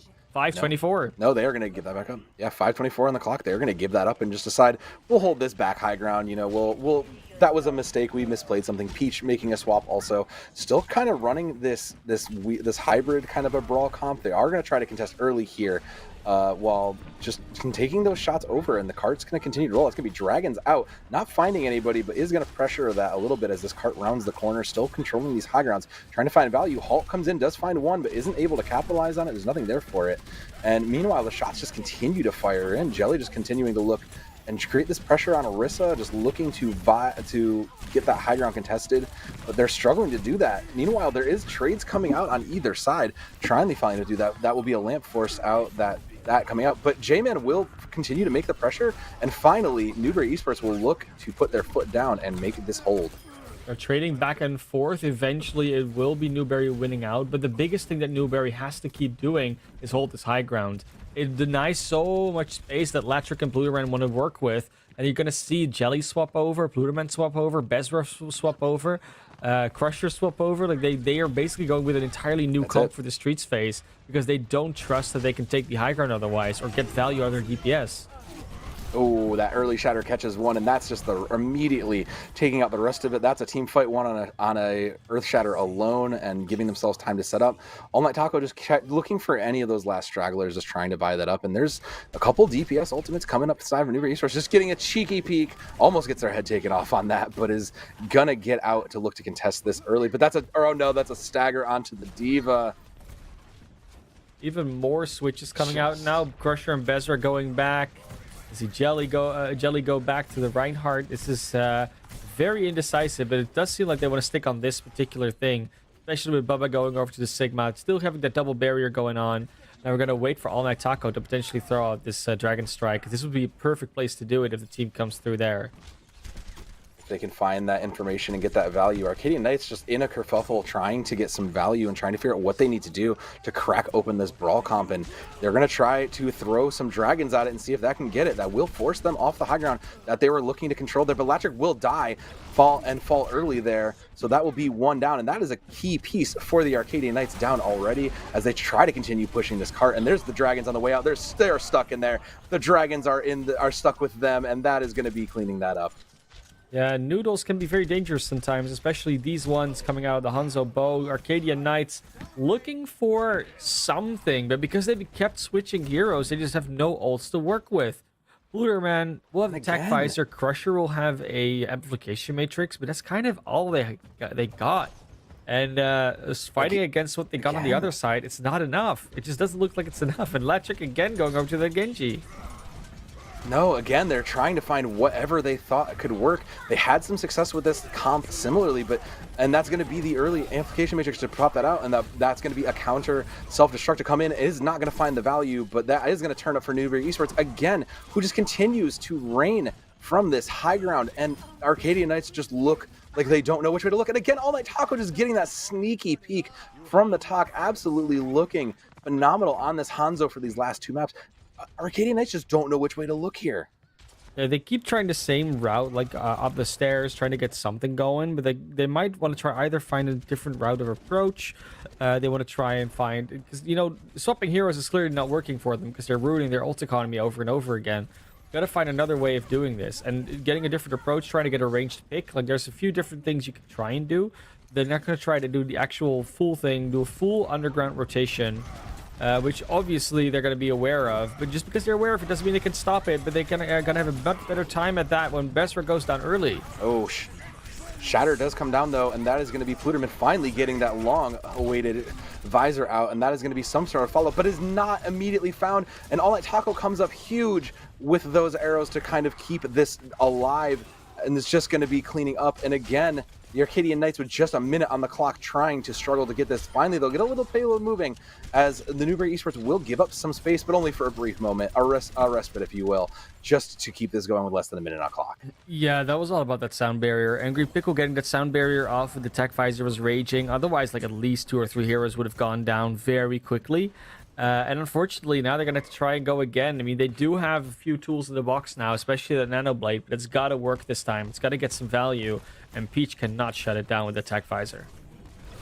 No, they need to go, but that is going to be All Night Taco with those with those dragons coming out early, and Peach is going to find one immediately, and that's the end of that Nano Visor, getting 3 coming in huge. But just before this push even gets started, Newberry Esports has already put their foot down and put an end to it. No, Amplification Matrix is better from Omni's side because they have a tech visor behind it. They still have the Nano Blade. They need to make it to the cart. You see Latrick waiting. And they He's make like, it. give me that blade. Give me that Nano. Doesn't get it. He goes too Doesn't have early. the time. Doesn't have the time. There was no time. He had to wait. He throws in. Does force out the barrier. Does force to look for it. And they do have a couple picks for the side of Arcadian Knights, so they are getting some value here. Trying desperately. Bezra to keep that Reinhardt up. Is going to throw out a sleeve. Not getting any value. But Pluterman over moving to the Reaper. Finally seeing if they can get some value. As overtime continues to move. There's just a few remainers of Newberry Esports, but they will have a chance to get a push in, provided there's no late staggers. And speaking of that, All Night Taco will fall with that. Just keeping this. Are they going to get this to roll all the way through the rest of the B on this last fight? They might be able to, but they have to start getting some more picks. And Peach once again gets Pluter, and Pluterman not getting the healing. There it is. It's just going to get cleaned up. Peach is just on fire on this soldier. It's going to be a very hard hold for Arcadia, but they're going to have to try and hold them before this. Otherwise, the series will be over. No, this is it. The drawbridge has fallen, and Newberry Esports is ready to storm the, well, Australian castle here as it is. They're looking for the takeaway to bring home and take away the 3-0 victory tonight.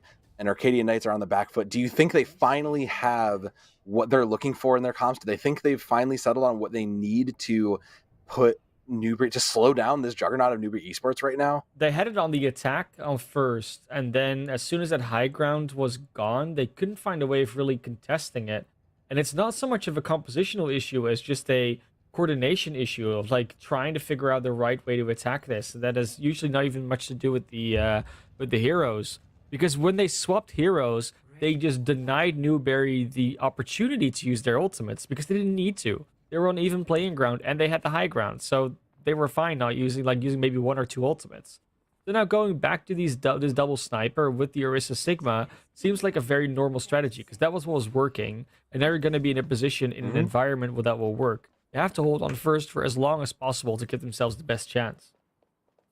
And this was their best looking comp, especially with how quickly they were just able to get picks. Latrick and Pluderman both coming up with high value picks right away to keep themselves going, and now they need to hold down and quite literally hunker down into this versus Newbie Esports, who are going to continue to run this kind of a brawly hybrid comp, and they are going to bring All Night Taco is going to swap to the Genji. I think they can do it better. They think they can get more value with this blade. Yeah, they're going to show them how you really use a blade, or even a nano blade. Let's see if it comes out, because the first one. They're gonna be looking forward. That's fine. It's gonna be a little bit of poke here and there. Like they're not gonna just go in, because then they'll probably just get taken apart. They already see Latrix looking for something here in terms of no.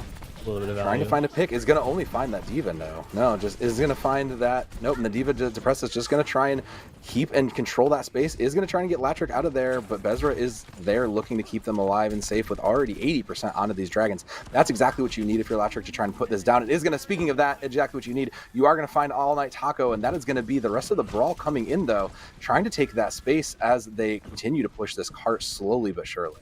Latrick is starting to do the thing that I was talking about before the map even started, where he's trying to find these angles around these corners, around these alleyways, but they've been duped. Newberry Esports is going on the long flank, and they're now going to be the ones trying to counter. Latrick gets a counter pick, and they are fighting back, but it's not as easy as it used to be. They have to be very careful about these rotations. No, and there's so much sustain from the side of Arcadian Knights, and they have all the tools to hold right there, and hold they do. Going into this with 2 minutes and 40 on the clock, they are looking pretty good, and that late stagger is going to be big too. Newbury Esports needs to find something in this.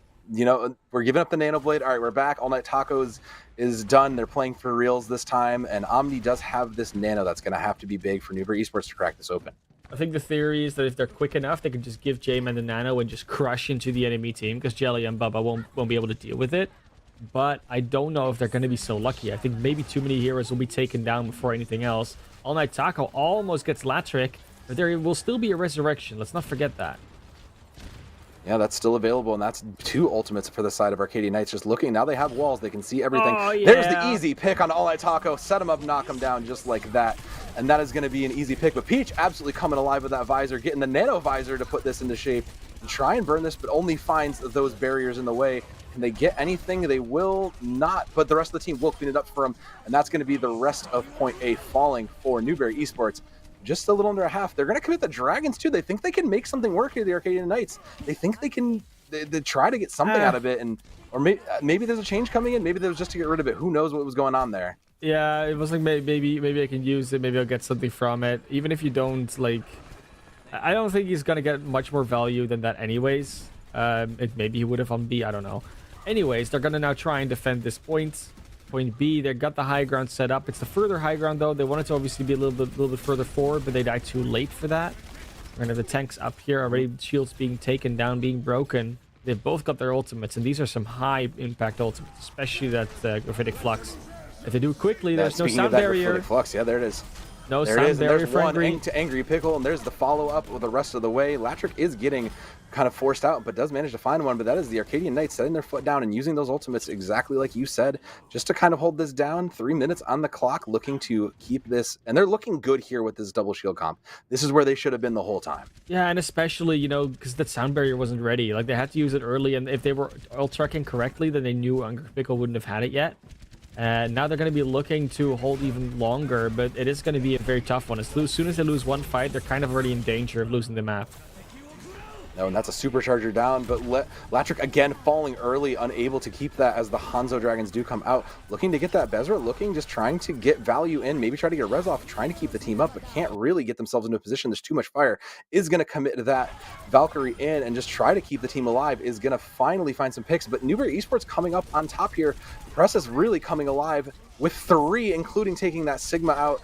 Is absolutely just pushing this out of the way, and time is up. That's another Peach Visor to bring it home in celebration, and that is Newbury Esports bringing it home 3-0. Newberry gets away with the win, 3-0, no contest. They bring themselves up to a 1-2 record, which is the same that Arcadia Knights is running with. So both of them now on a 2-loss, 1-win record. Great for them. And they can go into the next week looking at least to both not have a 0 record anymore. Yeah, they're happy for that. And this Nano Diva from Depressus, who has been everywhere. You got to say it has been looking incredibly good there. Newbie Esports showing that they've got a good command of their teams, of their teamwork, and of the plans they want to do. And like you said, both these teams now on even footing. If you had looked before this, you might have looked at Newbie Esports and think this was just going to be another easy win for the side of Arcadia. Yeah, but it definitely was not. Arcadia just not ready for this tank prowess that was coming out from Newberry. And you think that, Arcadia, they have good DPS, but sometimes there is just not enough ready to play with, right? Like sometimes you need a little bit more in that front line to give the DPS the space to work with. And when they got that space on Junkertown, like those moments, that was when it was working well. But whenever the tanks were under pressure, whenever there wasn't enough space between them and the enemy team, it fell apart fairly quickly. So that's like the biggest thing that Arcadia, if they can work on something, bolstering up that tank and support line in order to give the DPS more room to work with, you cannot expect to get carried all the time. Well, congratulations to Newberry Esports on their first victory here in week 3, and condolences to Arcadian Knights. But there's still another game to go. Can you believe it? We got one more coming back. We are going to take a quick break, but we'll be back for the next match just after a brief moment.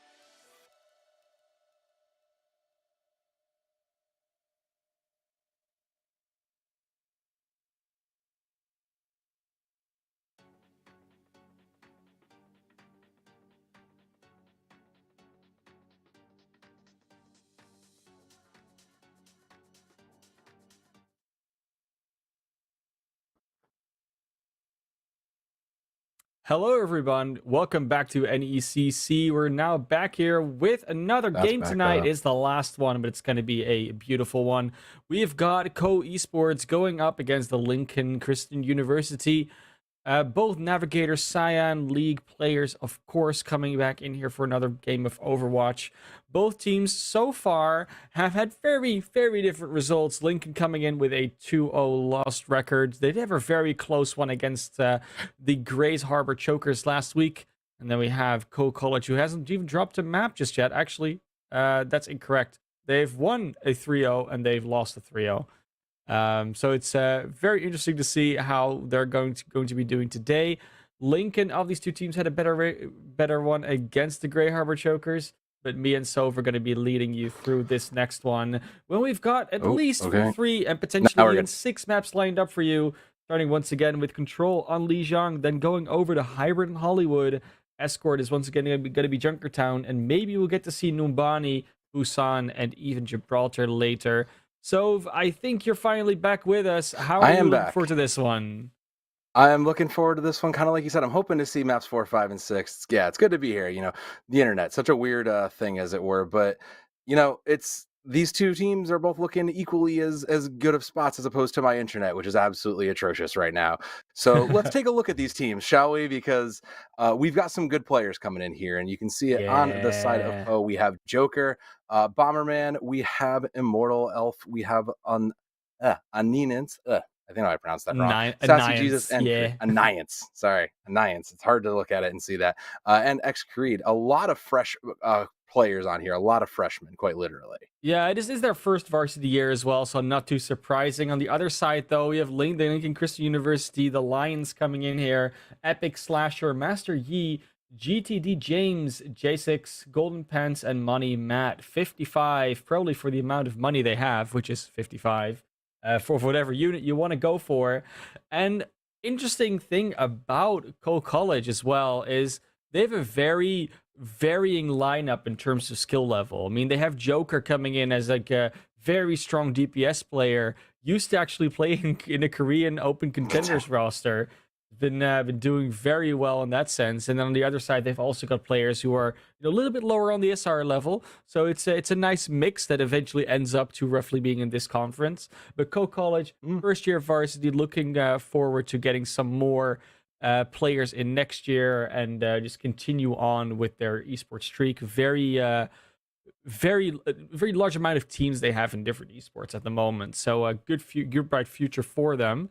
On the other side, though, Lincoln University, we have a little less information on them, but we do know that their record versus the same team they both played was a little bit better. They had a very close loss, whereas Co College couldn't drag out even one map versus that, and that usually would spell well for Lincoln, who are coming in here right now on Lijiang Tower Control Center with a May comp, on the rush, etc. And the other side from Co, this is what I kind of expected from them.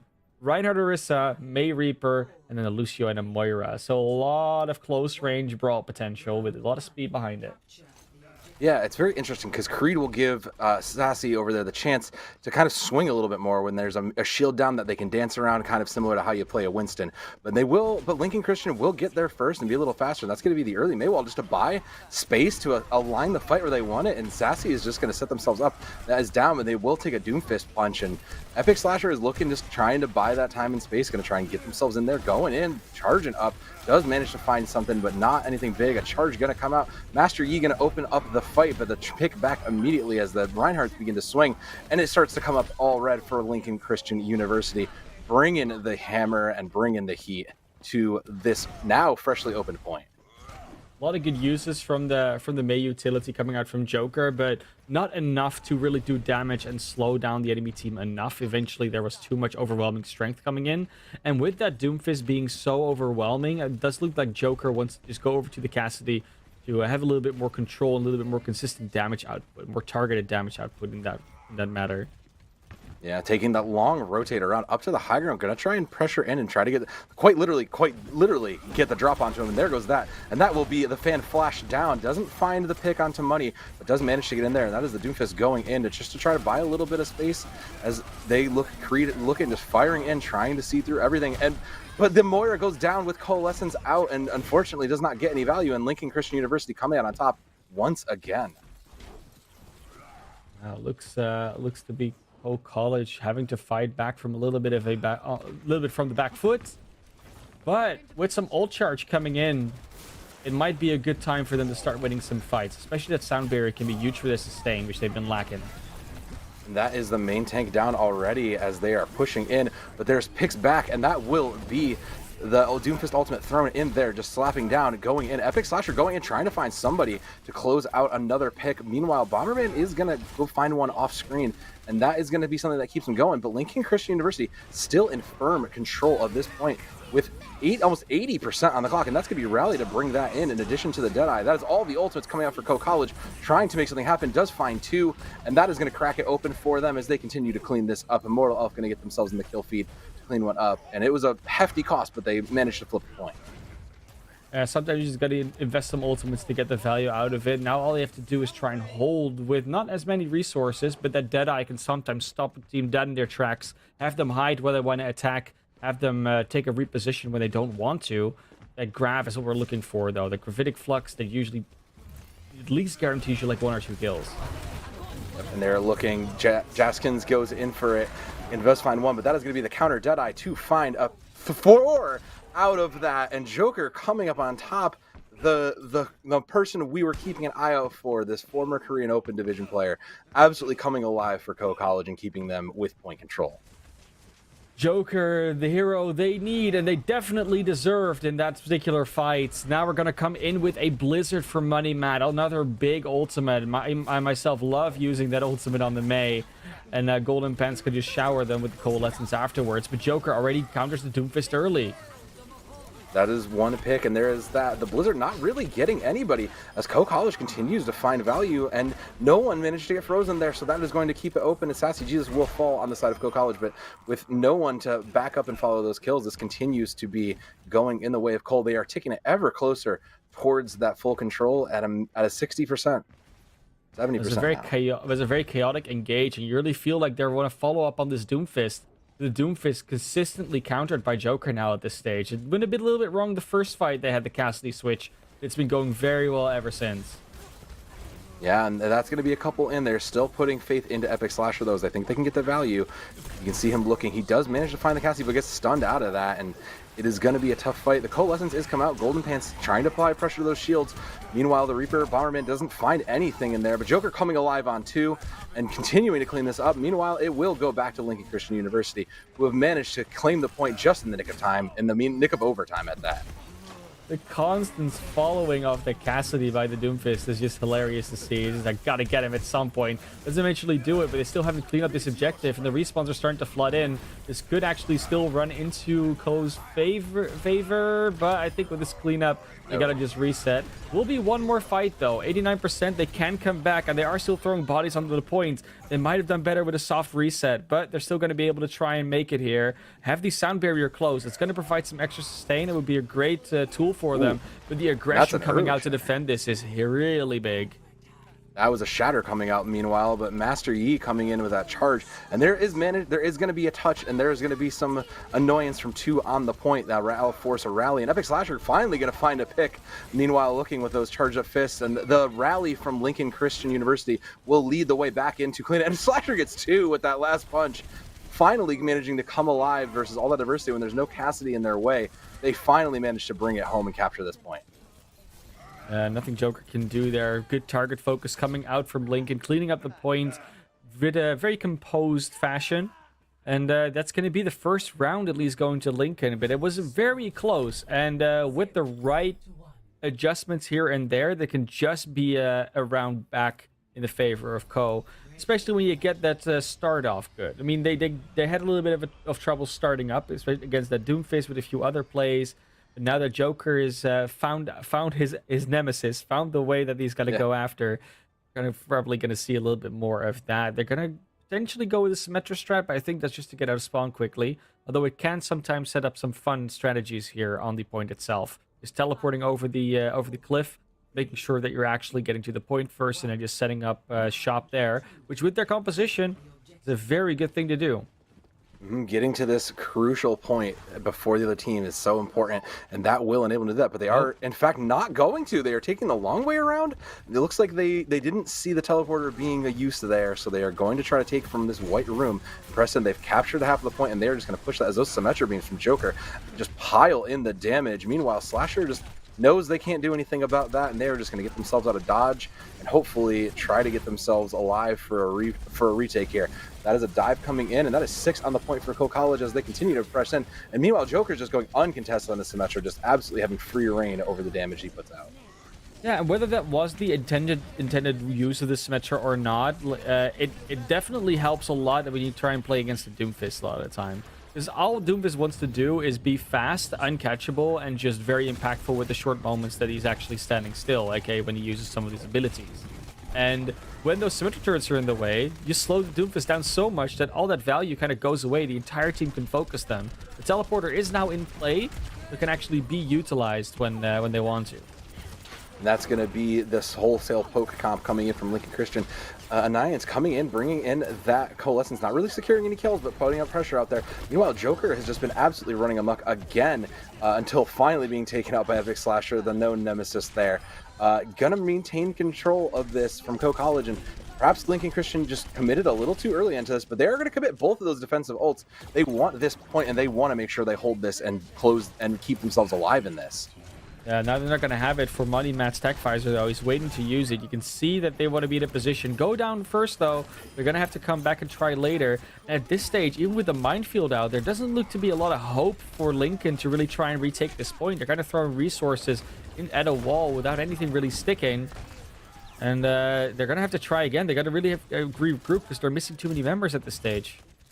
Yeah, they're still hanging around, trying to keep pressure on this point, and now that they are switching it up, they're switching it back again a little bit to this kind of a full brawl comp. You can see the Ryan Zarya coming in, but they are trying to just whittle down the resources here. An Epic Slasher in the sky, trying to just whittle out that resource, but immediately gets picked from the ground from Bomber, and that's going to open up the Visor opportunity, giving Money Matt a chance to get in and bring that money out there.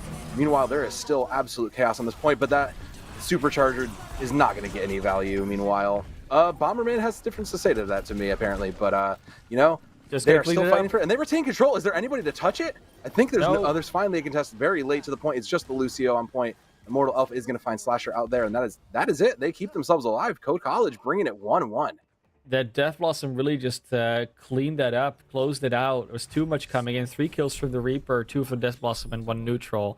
That was all they needed to really clean up that point because they were already doing a lot of productivity.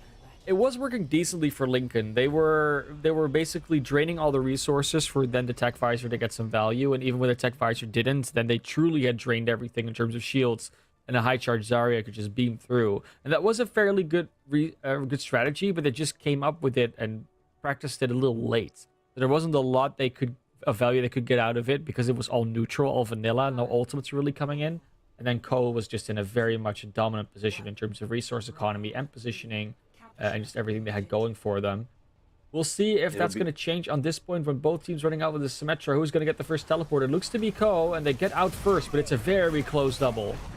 No, it's a tale of 2 teleporters, and that is going to push Lincoln Christian right out, actually. They have the stronger point presence here on Co College, and those double shields do so much. Joker, again, lighting the feed up and continuing to lead the team to victory here, and a quick, easy cleanup and a team kill for them. They're just going to clean up that teleporter, make sure no one can sneak in and just slow up the push a little bit here. But as the point unlocks, they look pretty in dominant position here, Co College.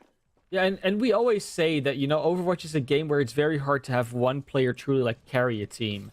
That often comes through, and you see like the way that certain eliminations and like elimination combos get off. Like, it usually requires more than one player, but it really seems like Joker's found a way to sort of circumvent that and actually carry a team on a more of a consistent basis. It's not that rare 4K; it's like a consistent 4K or 3K that we see coming in from them. And we'll see if other parts of that team will also show some lights of flash. Bomber already did. See if others can too. Yeah, Epic Slasher deciding they're not having all these shields. They don't want to deal with that, and they are going to slowly push their way in this poke comp. And that is going to be one pick in, and that's the go signal for them, and that is going to force out some of those defensive ultimates. You can see Sassy just trying to find where to block all this damage from, but there's just so much coming in. Meanwhile, looking for the Shatter, trying to find any sort of value, and they're up high, they're going for it, and no one's home. Got stunned out of that incredible timing from the Brig and is unfortunately punished for that. But this is just going to be a continued push. They are going to force those ultimates out, and that's going to be Coalescence also, but no real progress towards the point made here. Golden Pant's going to send theirs in as well and try to get value, but they just can't break in. That's going to be Minefield going down too, just to try to crack this, and with no real pressure in, they're sending everything they've got to this. Tyre does not find anybody. Joker again putting that out, and they're committing every single thing into this class. They are trying so hard but not finding any success. I say that, but then Slasher finds two with the Junkrat just putting in that raw damage, finally coming ahead, but the point is continuing to take this whole time, keeping those up as another Photon Barrier. Second one this fight has come out, and looking for a Bomberman, looking for that Death Blossom, gonna see if they need to keep it up, try to stall this out until that OT gets pushed. Maybe they need it. Is immediately gonna get pushed and still alive. Caught, but still alive, and finally, we'll commit the Death Blossom finds two, keeping themselves into this. College pulling themselves back from the brink of a loss with 3 and 4. They're going to have to throw the rally, but is immediately punished. And College taking what looks like an early segment loss on this first map, absolutely just going to take it. And there's that celebratory supercharger just to bring it home. College takes map 1. Such awareness of resource economy, like just the pure spreading of their own resources in terms of shields, ultimates, barriers, everything they had, and then Bomberman very smartly not using their Death Blossom early, but actually waiting until there were more teammates close by, but also until that Sigma was low enough and had spent both their kinetic grasps and most of their shield in order to actually know that it gets value, to not have just everything be eaten and shielded and pushed away. That's what you wait for. And like all that awareness of the abilities of the ultimates when you use them, the communication around them, that's what really wins this round and this map.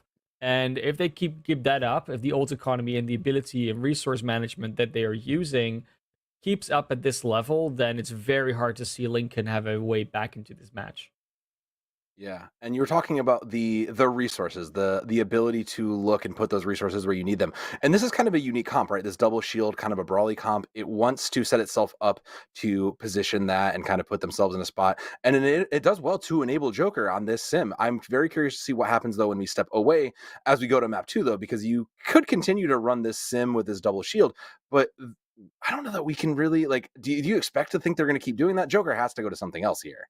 It used to be more popular when, especially on point B, those elevators didn't go up instantly, when you had more time and you need to be a little bit more clever with your teleporters potentially.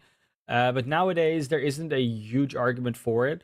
The argument you could make is because you know exactly where those elevators are, it doesn't provide you with a whole lot of other options to get to that high ground. So the teleporter allows you for some more creative routes there. That being said, with the usual distance we see played out on this map, it's harder to imagine Symmetra really getting a lot of value. So we will likely see Joker to go to something else.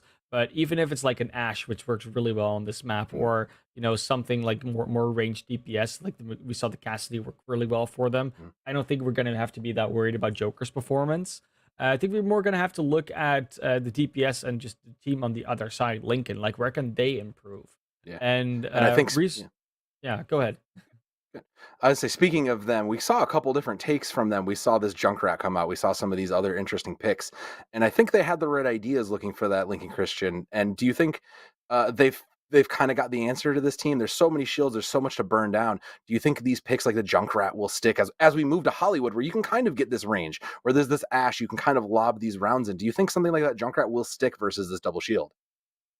It's possible. I mean, sometimes there's like a very easy answer to something, and just like do, like, for instance, double barrier, which is just break it down faster. And Junkrat or Hanzo are like very good heroes for that specific purpose. The other option you could try and find is like try and find heroes that have a way to go around it. Like Doomfist that just goes past it and does his thing. Farah, Echo. I think the only problem with it, as we've been seeing on Lijiang Tower, is that those heroes will very likely be much easier shut down by someone like Joker, who is so savvy on the hit scan that you're not going to get past it with a Farah. You're not going to get past it with the Doomfist. you might buy a little bit of a distraction, but usually not enough for the rest of your team to capitalize. So if I were to be a betting man, Hanzo and Junkrat seem far more viable options because they can play with the team behind their own barriers in order to break the other teams. Yeah. Lincoln Christian did also show, interestingly enough, they showed this poke comp that they think that like looked really good initially and it had some potential, but they just couldn't quite get it to work. Meanwhile, and you know, I guess if it ain't broke, you know, you run it yourself. And Lincoln Christian is going to run this Symmetra themselves. They're going to run it in the Brawl, though. So I think that's an interesting take. On the defense, I do kind of like it. You get a little bit more ability to moving around. And Ko is sticking with what they work. Joker over on this Widowmaker might just be for an opening pick. Maybe they can get some value. You know, do they think they can win and get rid of that? Yeah, there's those swaps. They're going to commit into this full kind of a double shield brawl. I like this look. And a teleporter can very much help the Ana to be more secure on this defense, but we'll see if it's going to work out this way as they try and make their way up the stairs, and they do actually get there safely. Now the rotation's in, but so is the Symmetra, who is ready and waiting with those turrets in place. Those shields already just going to go down. And meanwhile, GTD James just calmly in the back, uncontested, just constantly pelting in that sweet damage, going to do that. Main tank falls, no problem. They're just going to keep going. Linky Christian is holding this high ground steadfast, and Code has learned they need to get out. They need to make a rotation. They're trying to, but I think that's going to be a pick again onto Mastery early. That could be the opening that Ko is looking for, as Justice is just going to try and get back, buy a little space back, and Ko is playing this slow but efficiently. They're buying the space and time. They're enabling Joker, just kind of like we talked about, looking in, just trying to, again, control of this high ground. Joker just going to take that to the face and try to buy some time. Coalescence to try and keep it up, does fine too, and leads the way on the point, and that is going to be point falling to Ko College. Nice restraint to not just drop down when they were all anti though. Like they wait a little bit till the Coalescence can heal them up. And it was just a good combo. Fire Strike Coalescence, you do about, 130 damage within a split second. Oh no. If not more. Oh no. Master Yi with a nano. Oh, that actually does a lot. Has the shatter ready too. Goes straight for Joker. That's a really great thing to break it open and try and recontest. They could potentially turn it around, and they are doing exactly that. The sound barrier comes out though from the attack to try and stop this, but there's the Graviton, and they're gonna clean this up. No way they say we're gonna hold this for a little bit longer. No, with 2 minutes on the clock, they are buying that time, and Slasher lighting up the kill feed with that Symmetra. I didn't expect to see that, but the Symmetra's gotten a lot of value here on Hollywood. And love to see it. But that was kind of all onto that Reinhardt and that Ana, honestly. So much healing and power and potential coming out when Ko already thought they had it. They put themselves in a position to be overpowered by Nana Reinhardt, really. There's that Deadeye, not necessarily finding anybody, but is going to bring out a lot, and the ultimates for Ko College would come down. There is that Shatter, does find two, but is immediately slipped out of it, and that is just going to be the ultimate economy coming back for Ko College to clean up the rest of the point. They will not be deterred. They will force their way on and move us along to the streets phase. A little bit longer than it maybe otherwise would have taken. Like, we were talking about 20-30 seconds, so not a whole lot of time. But in the grand scheme of things, there can be that other last push that you might have needed on C. We'll see if it comes down to that. Maybe not. They do seem to have a good grasp of this, do Ko College. So we're going to go over to the streets phase here. Not really looking to take this high ground that aggressively at this stage. Maybe Joker will. We know that they like to play from these type of positions, and they're already looking to a little bit of a duel with Master Yi. But yeah, not the nice dodge with the elevator. All I can say about that one, I guess. Great setup for that. And yeah, as you said, that Joker was just getting harassed, but is going to catch that anti. And Epic Slasher going to throw in that Photon Barrier, just try and keep the rest of the team up as they've made these changes and just trying to charge that up and get the value. Meanwhile, Joker is going to find one in the back and immediately open that up for the rest of Ko College to lead their way in. The charge is coming, and that's going to be a Fire Strike catching out the support line there. Linky Christian forced to back up, give up that space, and just try to regroup before the end of this here. They're still hanging in there. They got to get out, otherwise they're just going to get punished and stall this out. We see some fragmented attempts at defense, but at this stage, it's all looking like attempts to maybe pick something off. They get the pick on the Joker, though, so that's a big part of the damage gone, and attack visor from the high ground could close it up. You need to keep touching this cart, otherwise it might just roll in with 2 minutes, is like 2.5 meters to go. But only Master Yi on it at the moment, and they are very low. They're still getting the kills, though. They are cleaning this up. It looks like this is going to be the hold. Huge anti. That's the hold. 2 minutes 15 left. James, GTD James coming in huge with that anti to add into those mines, absolutely putting a fault. And they've been back and forth on this, and it slowly will roll back 2 minutes, like you said, on the clock. And this poke comp is really looking good for them. They finally found a great counter to this very, very hard kind of a bunker brawl here. Smash comes in, does look like it's going to catch 3 and is going to try to get out of dodge, isn't going to find anything. Joker going to try to make some value appear out of this Deadeye. There it is. They're going to move him into position, try to get 1. There's shields in the way, does find Sigma, and that's going to open it all up. Although there is Money Matt trying to bring the bank home to them, break these shields as they go through, and that is going to be the surrounding they need to bring this up and bring the point to another halt. And trying to find a way to get everybody in position, but with the lack of range outside of Joker, it's proving to be a little bit more difficult than they thought. Especially Monimac keeps finding these very creative positions on high grounds to completely outflank and outdamage what's happening on the other side, and Joker doesn't have an answer for it because they usually find out too late. They're either already dead or too many people die on their own team for him to really be able to do anything about it. They're going to try and find another approach here, and with the Lucio, they can reposition rather quickly. They think he's going to go through the saloon here. If they can... Okay. No, does not find anything on that. Flux is looking. They're trying. All the support ultimates are out, trying to keep anybody up. Joker does manage to find 1 and is traded immediately out. The pressure from the backline of Mastery, who has come to life on this ball, trying to keep everybody in. Slasher does take the duplicate onto the Reinhardt. Going to try and put that hammer to use, and meanwhile clear some space for Money Matt, who has struck it rich and put that visor to good use. Meanwhile, the rest of it is clean up, and Lincoln Christian again putting it down and throwing all those resources, all the chips on the table with 20 seconds to go. Money Matt again on a high ground position with the flank, with attack visor, just completely ready for it. Joker's going to come back on the Tracer to try and touch. Does get pile driven here by that Wrecking Ball of Master Yi. It will eventually touch the cart, try and find maybe a target or 2 when they get the value out of it. Straight for the Echo, but will just get taken down by the Focus Beam.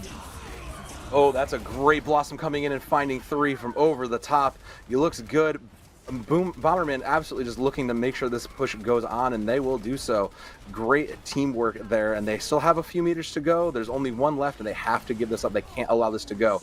Meanwhile, that's going to be a pile drive back. Mine's not quite ready yet, but that is going to be Mastery looking to roll through and build those as quick as they can. Anybody there to touch? The car's rolling. No one is there to make it in time. And that will be the continuation in a free 1.5 minutes for the side of Co College. Yeah, it was really only Master Yi that could do anything about that to contest it, and that was not going to be always going to be a long shot with the amount of health and resources they had left. Looking for something to come through here. Joker now on the Doomfist, trying to find his respawns. Gets the Echo, who's just right behind them. Anyone around the corner is going to be in trouble. No, punch is ready though. Can look for the next target. Nope, that will be some free value there, and Joker trying to get control of this high ground, showing that they can also play that, and that's going to be mines coming in from Master Yi just to try to buy some space, less than a minute on the clock, trying to give themselves an advantage here and prevent that from going all the way to completion. This poke comp coming together. Doomfist does come in, find somebody. GTD James is the unlucky victim here, and they are trying to find this and slow this up, but Co College and this bunker continue to keep the cart rolling and finding value on it. Again, Joker just trying to find value, harassing whoever they can, and this time it is unfortunately Master Yi as they come in and slam and clear up that cart. Bomberman trying to find a little bit of value, that last bit of the resource to get their ultimate up as this goes in, but that's going to be a Doomfist ult thrown in. It's going to be a couple ults just to buy some space, doesn't find anything, and misses that punch as well. Here comes the rest of that. Ball comes in, slams, trying to find anybody. A Slasher almost there to the duplicate, looking to find something, is going to go for the Reinhardt and try to find some value there. Anything they can find, gets stunned immediately and is unfortunately left without any real help. Death Blossom comes out to just push the cart the rest of the way, and it's nothing but cleanup here for Lincoln on Christian University. Co College will probably get this the rest of the way. It definitely looks like it, but attack visors have been big in the past. Gonna try and get some more. There's already 1-2 down to the mines. They might just pull this back. This is an insane comeback, but they just couldn't find the targets at the end. The cart is rolling a little bit further, only a few meters to go. Epic Slasher tries to stop it on the Doomfist. This is going to be able to. Gets at least 1, but the Orisa is not going to be enough. The cart makes it, but that was still a little bit hairy there in the end. It took a lot for Lincoln Christian University to get there. They eventually found some answers to the problems put in front of them. But Co-College's this double shield comp has just looked incredibly strong. They look so practiced on this. They look like they know exactly what they want to do, and it's continuing to just find them and reward them for this good teamwork and this good play with all these shields.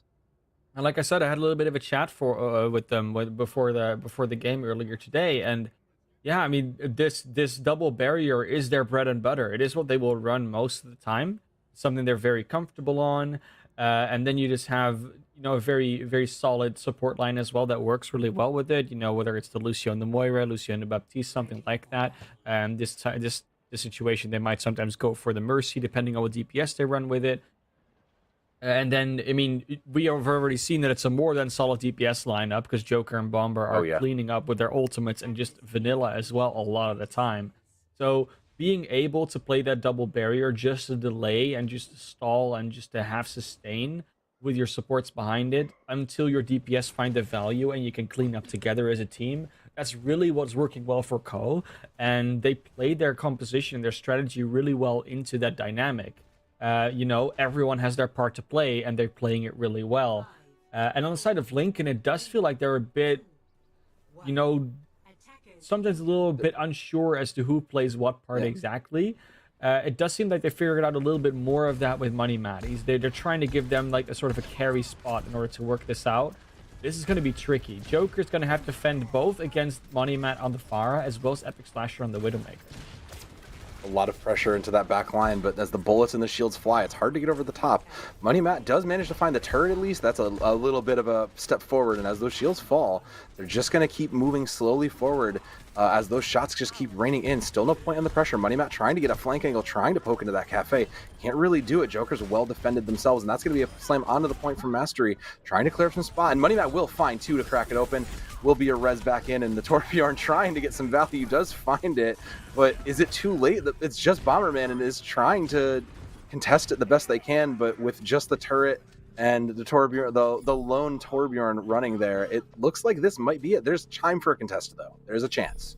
There's a little bit of a chance, but they died a lot later. They have no resources because this fight was so quick. There's no wait for it. Bomberman was like, you know what? The Torp was fun, but I'm just going to go back to the Reaper. And they might just go for the strategy of rush the front line, stop the objective as much as possible, because there's not really a lot of holding power on this end of no, it's a lot. Lincoln. No, and speaking of holding power, those mines will hold that cart in place for the time being. We'll find 1 and 2 finding that out, but is absolutely just giving Co-College a headache right now with just the ability to collapse onto them, and this brawl comp is struggling to stand up when everything is coming from so many different angles. That's already a point held right out at the gates, and continuing just to kind of feed this in, they will keep this moving and take the space forward. But again, it's one of those situations where some teams might or players might be inclined to say, okay, we've lost this fight, I'm going to back up, but they all go for the objective. They get eliminated on the objective, so the cart still gets stalled for about 20-30 seconds, and it just buys time. And at this stage, buying time is one of the best things they can do. Yeah, winning fights is awesome, and stalling the cart for longer that way is great. The more time you stall, the less you need to win on that last point. True, and that will be the flux out not finding anybody, but that will be the ultimates coming out on both sides. Slasher going to give the full view here, trying to get everything value, but Joker will get taken out in the middle of that Deadeye. No one is going home that way, and unfortunately that will be a tough end to that push. That's likely going to be on the side of Co-Colleges struggling to get some value there. That's going to be Barrage from Money Match cleaning up the rest of this, and the cart is looking like it's going to keep moving here. Very nice progress still from Lincoln. They are moving at this at a steady pace. 3 minutes 30 on the clock still. I mean, this is roughly where this cart started to stop rolling for Co. A little bit further maybe. So this is like the best place to start holding if you're going to. And this is also the moment where their ultimates are starting to bank up. They've almost got 5. They pretty much have them at this fight, and there's nothing left on the other side aside from the Transcendence. And that's going to be an early sound barrier to initiate that, pushing that out. All those resources from the support line put into it, and there's still someone manages to fall. Money Map manages to fall in the middle of that with a pick coming back. All these ultimates, and that is going to be Creed dying with that supercharger, possibly giving it. And meanwhile, Epic Slasher uncontested, just continuing to find value on that Widowmaker. Uncontested, this poke comp from Lincoln Christian continuing to find it, but they will be stopped just short of that point B. Forced back to, well, look and try again, as it were. They really needed to use that sound barrier early. It's so tricky to get out of that door in front of the spawn there. Like, you need a little bit more. And you can see now that Lincoln still only coming up close to the mines. 4 ultimates still on Co-College's side. They were really conservative with what they used, even in the position that they were in. They might be able to hold for at least 2 more fights with those. And that's going to be Deadeye coming out, trying to find some value. They'll boost him around. Nothing there. That is going to be Mines, their only ultimate, as you said, coming out. Not really looking for anybody. This slow poke comp trying to push in and find value. But unfortunately, he's struggling to find that. And as I say, that Matt finds 2, and that's 3 coming up for Blue. These picks slowly coming into value. Bomberman just desperately trying to shoot the bird out of the air with those shotguns to no avail. Just going to stall this out the best they can, try and clean him up. And Joker's finally coming back in. Can they continue and hold this? And they will, even with all of those picks going for Lincoln Christian. As the perfect counter hero still being alive. Joker versus the Lone Fire and No Mercy with them. And then Bomberman versus the Wrecking Ball that's never going to get them, because Reaper versus Wrecking Ball is a fairly uneven matchup. Now they're going to come back and try and recontest this. So 1 minute 30 in order to stop to get this card to point B and then maybe to point C. It's starting to be a tall order for Lincoln. Yep, looking for Joker, trying to isolate him. Couldn't really quite get there. This double shield finally getting in the way. Those shields are up, and that'll be the Flux trying to bring them out. And meanwhile, Joker's going to find 3, and that is immediately going to put it an end. Make it 4. Why not? Just throw in the Zenyatta. Everybody must go anyways. And Joker's just taking a page out of their playbook of Money Matt, just being in these unexpected positions with the ultimate ready. The difference is that a Deadeye eliminates players a lot faster than a attack visor does. So this gets the drop angle on them, and gets especially the Fire and Mercy out of the sky so easily, because they don't have much to cover behind when they're up there. And to see the return to the Widowmaker coming up from Epic Slasher, and they're going to get some good angles on this high ground when the barrage comes out. Oh, great. That barrage hits two of the most important pieces, that off tank and that Orisa, but it's coming back red. They're finding the value. Co-College is looking, and they're committing those resources they do have left. They're going to keep pushing. They're going to push him back. Joker just going to clean up the last of this. And again, using only the bare minimum, Co-College continues to hold with less than 30 seconds on the clock. And now you know it's going to be last fight, 20 seconds. No one can make it back when they die unless the fight goes on for a while. It's a good opening pick on Immortal. Not so immortal this time, but still will come back from spawn eventually. Those are some good mind kills. Those are the ones you really want. This fight's been broken open. They might just get it off the back of this. As long as they push. That was it. As long as they keep this up, there is still Bomberman hanging out there, and the Lucio is back, and they have the pressure here.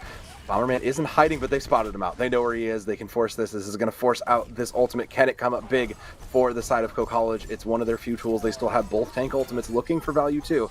Can they throw something together? But meanwhile, Epic Slashers is finding continuously value on this. That's going to be the Shatter to clean up too.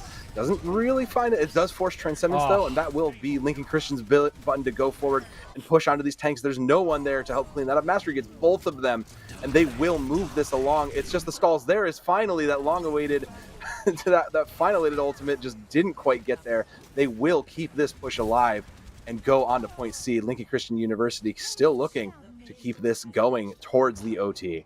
That feels a little bit overzealous, throwing out a few of these ultimates. Just because the pure fact that it didn't really look like they were going to hold that for a while already, after all those picks went down early on. And then if you're in that situation, using ultimates kind of just prevents you from getting an early hold in B. Now they have to build up all these resources again, and they're working against these 2 tank ultimates that are very valuable. These mines have been getting a lot of value in particular. Mastery's looking, he's rolling it, he's set up down the lane, and there is the mines followed by the slam. Did it connect, or is it a gutter ball? Looks like it was a gutter because nothing showed up this time, but he is still getting in there. I'd say that, and finds one. Does manage to roll through and and push some people around. Mastery showing up and finally making that space for Slasher to get some picks.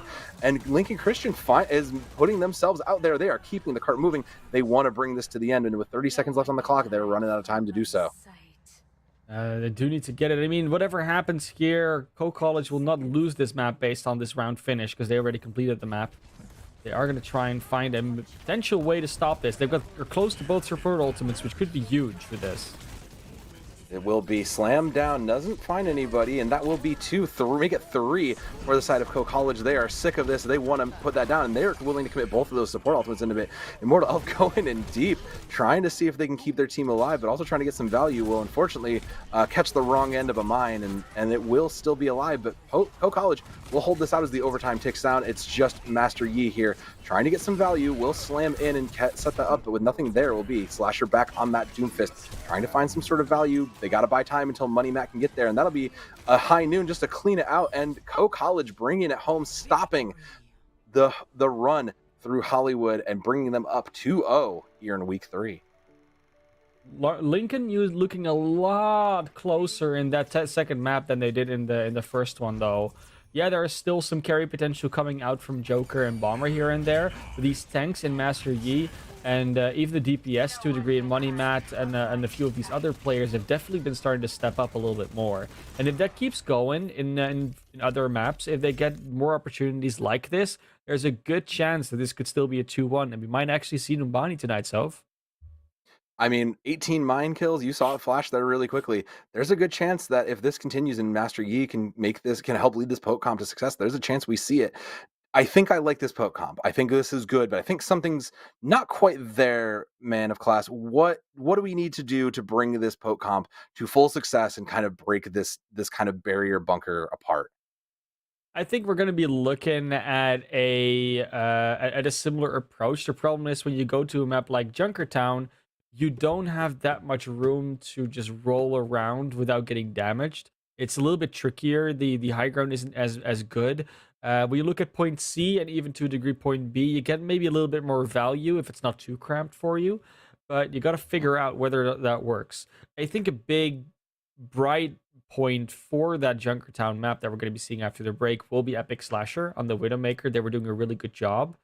But to find out if they're actually going to get value out of that, we're going to have to wait a little bit because we're sending it to a quick break. When we come back, like we said, map 3, Junkertown, is going to be the last one, or are we going to get more than just the Australian castle?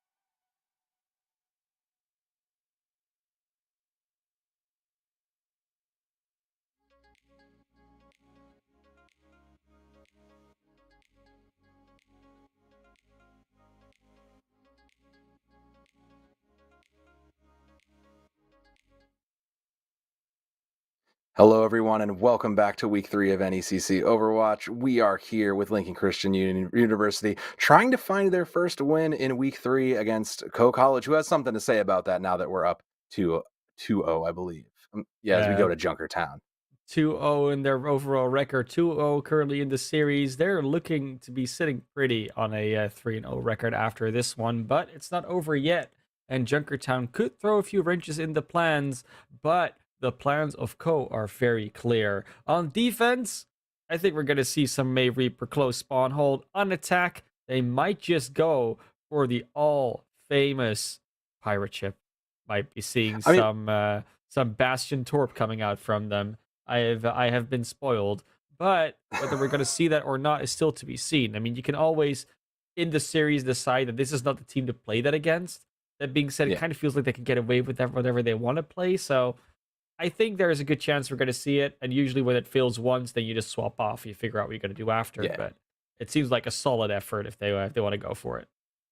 Well, we've seen them run this double shield this whole time, this Reinhardt Orisa. That's usually kind of a piecemeal to that. Yeah, that's never going to change. So putting in the Bastion and just swapping that around, that's an easy thing you can do without giving up most of your economy. And in a Junkertown map, like we said, you gave away the script a little bit, but I'm fine with it because if we see it and it works, great. We got to see some nonsense. If it didn't work, well, they're just going to go back to something else that they know works and they've had success on here.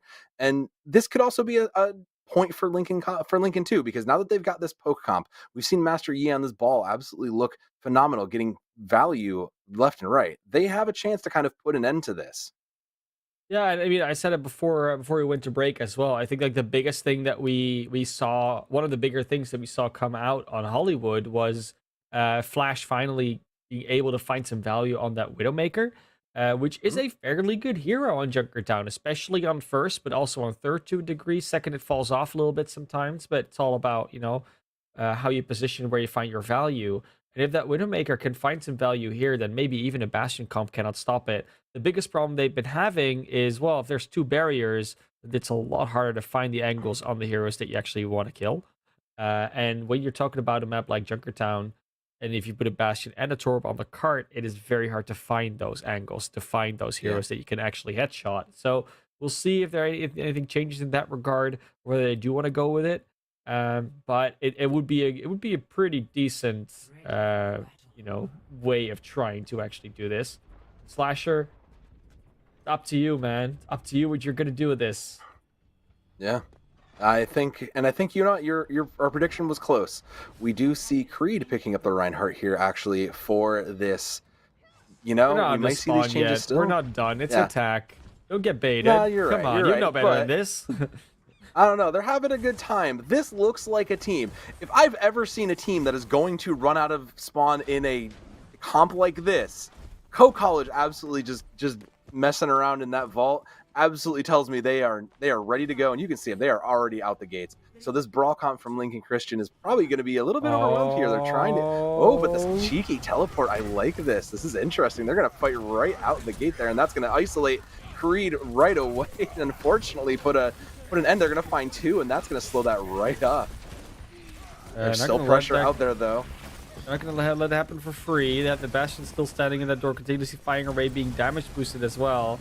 They're going to be easy to get through that one. And now the tanks are back, and they could potentially take the other route of attack through the other door as well. The wall isn't good from the defense. It is from the attack.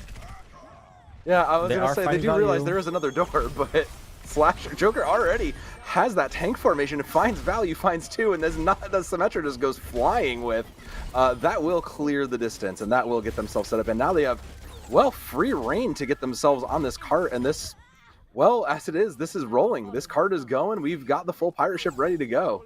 Especially with Money Mat being dying so late on the May, it's hard to re-engage. And the worst thing about it as well is that, you can get a Bastion comp off this way, but if they're already in spawn and win a fight, they can just set back up, even if they lost that first one. So it's kind of too early to stop the Bastion comp almost. Yeah, no, that teleporter is trying to get in and find value. They're going to land right on, but is unfortunately not going to find anything. Slasher going to fall immediately upon trying to collapse in, and Shatter will come down from Master Yi, who will put the pressure on, and they did it. They broke the ship. Just get into their face so they can't do anything. That's the strategy. It worked out beautifully. even Bomberman not going to be able to make it out of that. They're going to have to Nope. switch something up, you think. No, but they committed both of those ultimates, and those support ultimates aren't really going to get them any value here, unfortunately. Co-College probably going to have to give this up, maybe just trade those off and find some value, but we still see Joker over on this Bastion. They want to give this another go, I think. They're going to try and give it a run and try to get themselves in position for this. I mean, For a if they late stagger. No, can, that's created gonna a be bit of win. trouble, but good heals, and there's actually Money Mac going down Well, as he's a gonna get up. result. That's an opening Beautifully pick for done. Co-College. Yeah, that's tank formation, a great jump there, trying to get themselves in position to try to put it, and that is going to be one. Make that two, looking for the second. There's the support line gone into the flux, and Sassy going to continue to close that out, put the pressure on to Lincoln Christian University. I didn't expect that to happen. I didn't think they would get this rolling again, and just as I say that, Lincoln Christian fires right back with a couple more in there. Resurrection will bring the Reinhardt back in and will give them... Do they have to... Can they win without committing this Blizzard from Money Matt? Looks like they're going to try to. They may have to. And there it goes. They are willing to commit everything they have into this to try to win.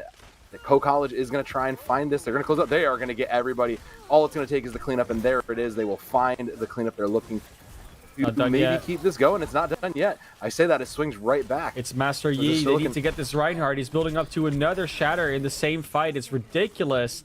And they're not getting rid of this Reinhardt. They keep underestimating this main tank. They keep going after DPS and the supports, but they're not the problem. It's this Reinhardt that just carries this team on their backs alone.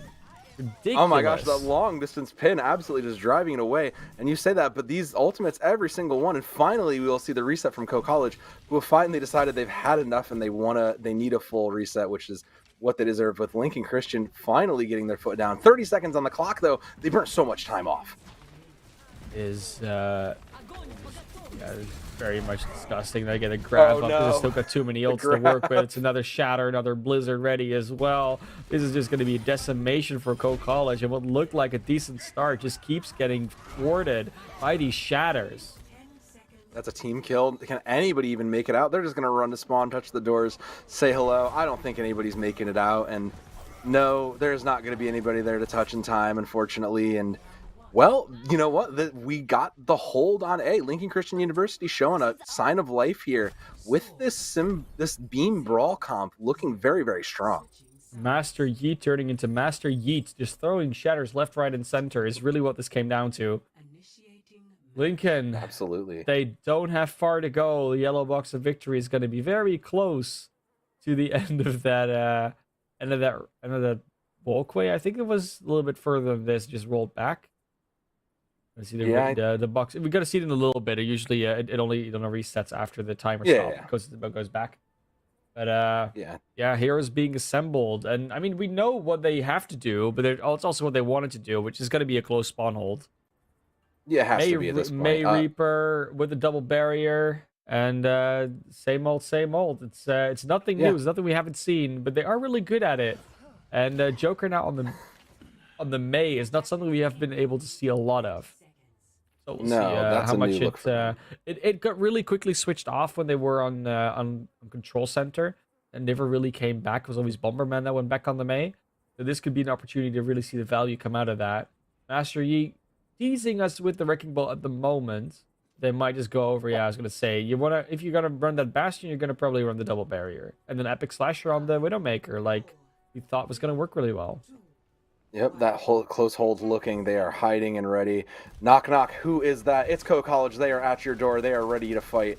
And that is going to be the early May wall. Trying to isolate. Doesn't find it. But Money Matt is immediately finding some value. They managed to get out of spawn immediately. And Lincoln Christian already just cleaning themselves up. They're going to show them how to run this pirate ship efficiently, apparently. I don't think... I mean, you want to hold close in the spawn door. And you are going close in the spawn door. But you let them run away from you. And then you try and chase. That's like the worst thing you can do when you're up against that Bastion. All you need to do is stop the cart. And while you're in that building next to that spawn, you can hold the cart without actually putting yourself in danger.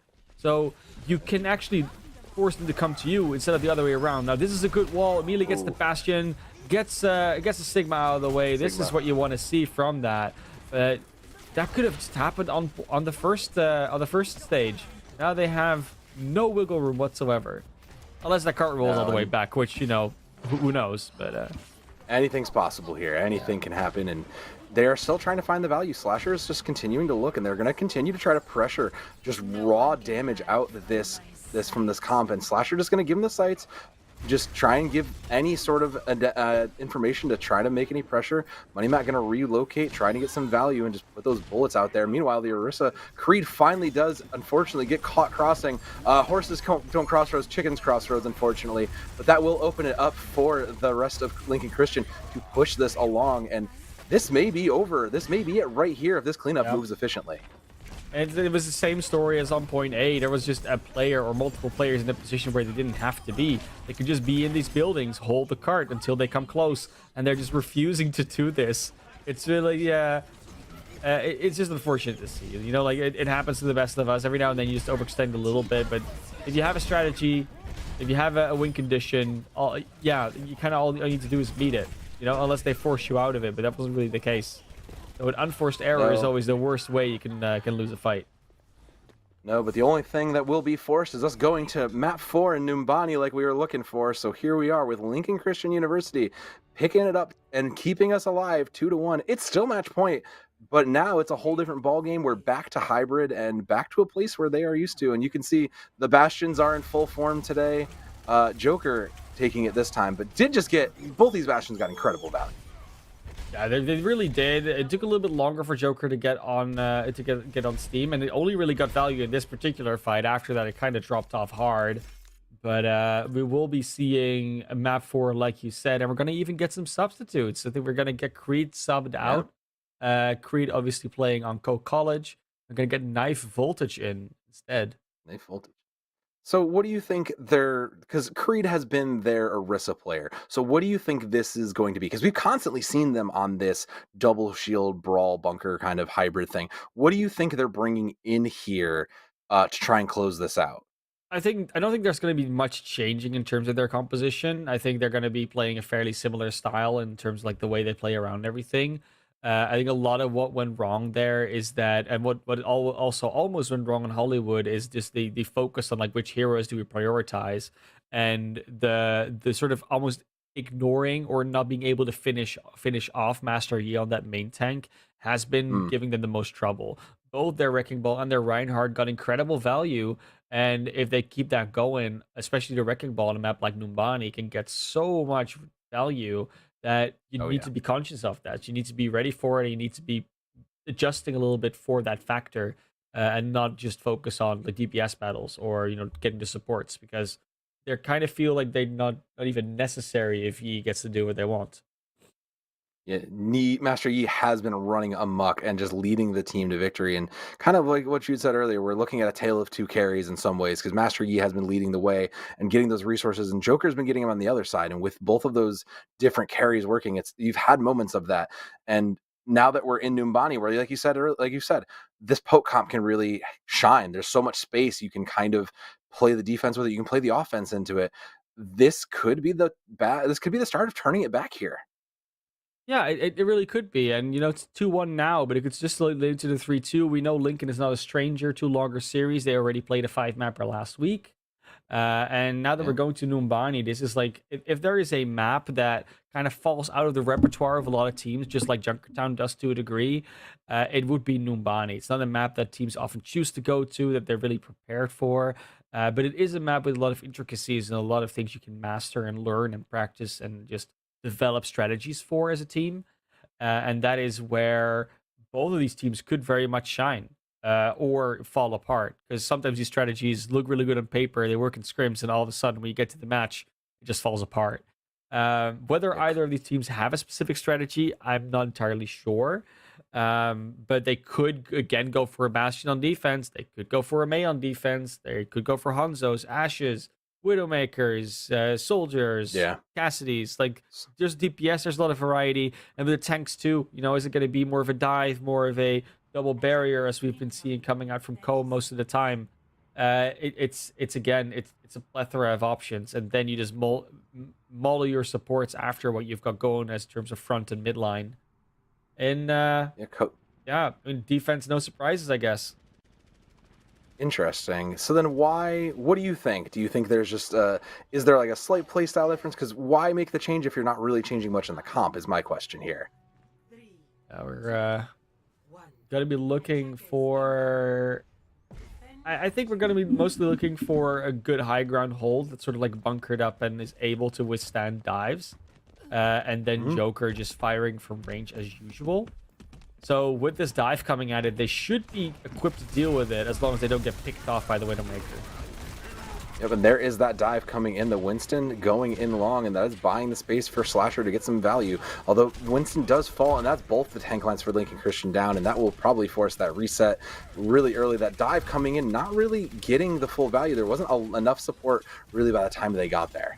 The dive felt like it was in a bit of a weird position. I didn't feel like Master Yi should have just dove on the point, because it was also not really logical reason. No, not really a logical reason for College to drop down to the low ground. They stood on high ground. They were fine. There was nothing jumping on them. They could just wait until they see the Winston jump at them. Or, I mean, it worked out, but it was a bit of an awkward fight, so to speak. Now taking that high ground themselves, having forced them down there. They have this positioning in this double shield comp, trying to change it up. They realize they can't necessarily dive onto it, but are struggling to get some value. And Sassy is going to come up with the pick onto the counterpart of the main tank, forcing back a little bit. Money Matt just going to try and get the value, build up that visor. Almost there. That could be the crack that breaks the rest of this dam if they can keep it working. Just going to try to keep the team healed up while they wait for Master Yi to come back. And they have this position, but no real space taken advantage of here. They've got some angles, but nothing really going on for Lincoln Christian. Coalescence does get thrown out there, and that is going to be a go button. Meanwhile, there's going to be an ultimate from Joker, and that's a huge anti-nade coming in. And the ultimate's just coming out, firing. It's Slasher trying to find some value on that Widowmaker, not really getting nearly as much, and is just going to get out of dodge. They don't have the pressure onto this point, and it's just going to be a quick reset from this point. Get anybody out they can without getting punished, and Joker going to make they are properly punished for that. Yeah, they don't want to take the risk to run in after a Mercy with 30 HP though. Battle Mercy is still a thing in this game. It can be very powerful too. Even has the Valkyrie ready for true escape if they needed it. Ooh, that's a nasty kill on GTD. Yeah. But is immediately taken out there, and Master Yi is looking. She does manage to get the shatter and does get the stun before that. Will take down most of the team, and that is not enough. Is willing to die for the cause and takes Night Voltage with them. You know, sometimes the real heroes are the ones that don't wear capes, and in this case, it's a large angry German man. But Yaxis is going in, trying to keep the pressure onto the point. With that support line there, and with much less pressure and much less damage, Slasher finally getting some pressure onto the point, looking for Joker. Will immediately end that Deadeye. Who's got the real Deadeye there? And it turns out it is Slasher. Pressure is on, though, with Immortal Elf trying to find some value, putting pressure back onto this Widowmaker and trying to keep this point alive at the same time. That's so unfortunate. That's a tough target to hit. Yeah, Voltage going to throw down that supercharger. It's going to swing it right back. Now that there's out there, that will be the Death Blossom finding some value for 2, and Bomberman will pull it and be the hero the team was looking for in these dark times. It was a very good stall effort from Immortal, but even then, Numbani is such a comeback first point map. It's one of the it's like one of the reasons why I love it so much. Like if you're good at falling back, if you're good at falling back and regrouping and re-attacking and like re-engaging, that is really what Numbani is all about, especially at first point. Sometimes you lose your position, knowing where to fall back to, how to fall back, how to re-engage, when to re-engage, which ultimates and which targets to focus. Like that's the intricacy of this map, which we love so much. And it looks like College has an idea of how to work with it. Neither team really with a lot of ultimates in the bank, only Master Yi really with that shatter. And that will be the Coalescence also throw that out, but Master Yi immediately down, didn't really even get to make it. The rest of it is coming down, though. Coalescence finding some value, and it's just kind of the rest of this cleanup at this point again, as overtime's going to tick down. Not a single tick to be had for Lincoln Christian University, and College looking to bring this home and slam the door 3-1. It's a tough one to swallow here for Lincoln. All they have to do is full hold, and then we're gonna go still to a map 5. Just full. I mean, we've just seen it. Not a really big deal to hold full hold on Numbani. And with the comp they're playing, they are usually more meant to sort of stall out, poke from range, do more damage that way, which is not the style from Ko at all. So I wonder if Ko is going to be able to actually get to the high ground, and if they get to the high ground to actually engage with Lincoln, or whether Lincoln's going to be able to kite them a lot to like figure out, how do we get around this? How do we basically not actually fight, but just break the war of attrition with constantly poking? I think they have a very good case of trying to set that up, but it doesn't look like they want to go for that in the defense right now. Nope. Which, if you're gonna look at what you had most value with, like, yeah, Shatters had a lot of value for Master Yi, but a lot of what works really well on this map are these mobility heroes. Like Dive has always been a staple on this map, bar from that one time that Double Barrier Bastion was good, and Lincoln looks to have nostalgia for that.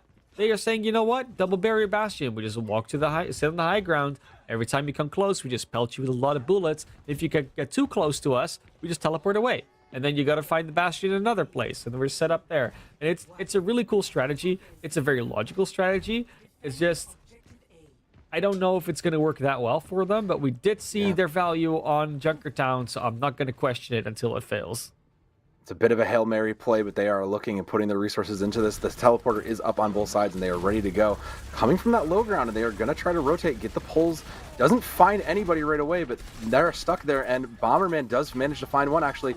That is cracking this wide open, and suddenly this bunker doesn't look so impenetrable out of the blue. Money Matt trying to find some value, trying to get that. They've given up the space to the other side, and now their attention's a little bit pulled. They don't quite know where that is coming from. Joker is going to find Baptiste, and that is a huge amount of healing gone. That opens up. Someone needs to drop to contest here. They are just going to give this away for free by mistake if they don't keep an eye out for it, and that is immediately going to be 2 more for Co College, and no one's there to take it, and that will be Co College closing that out.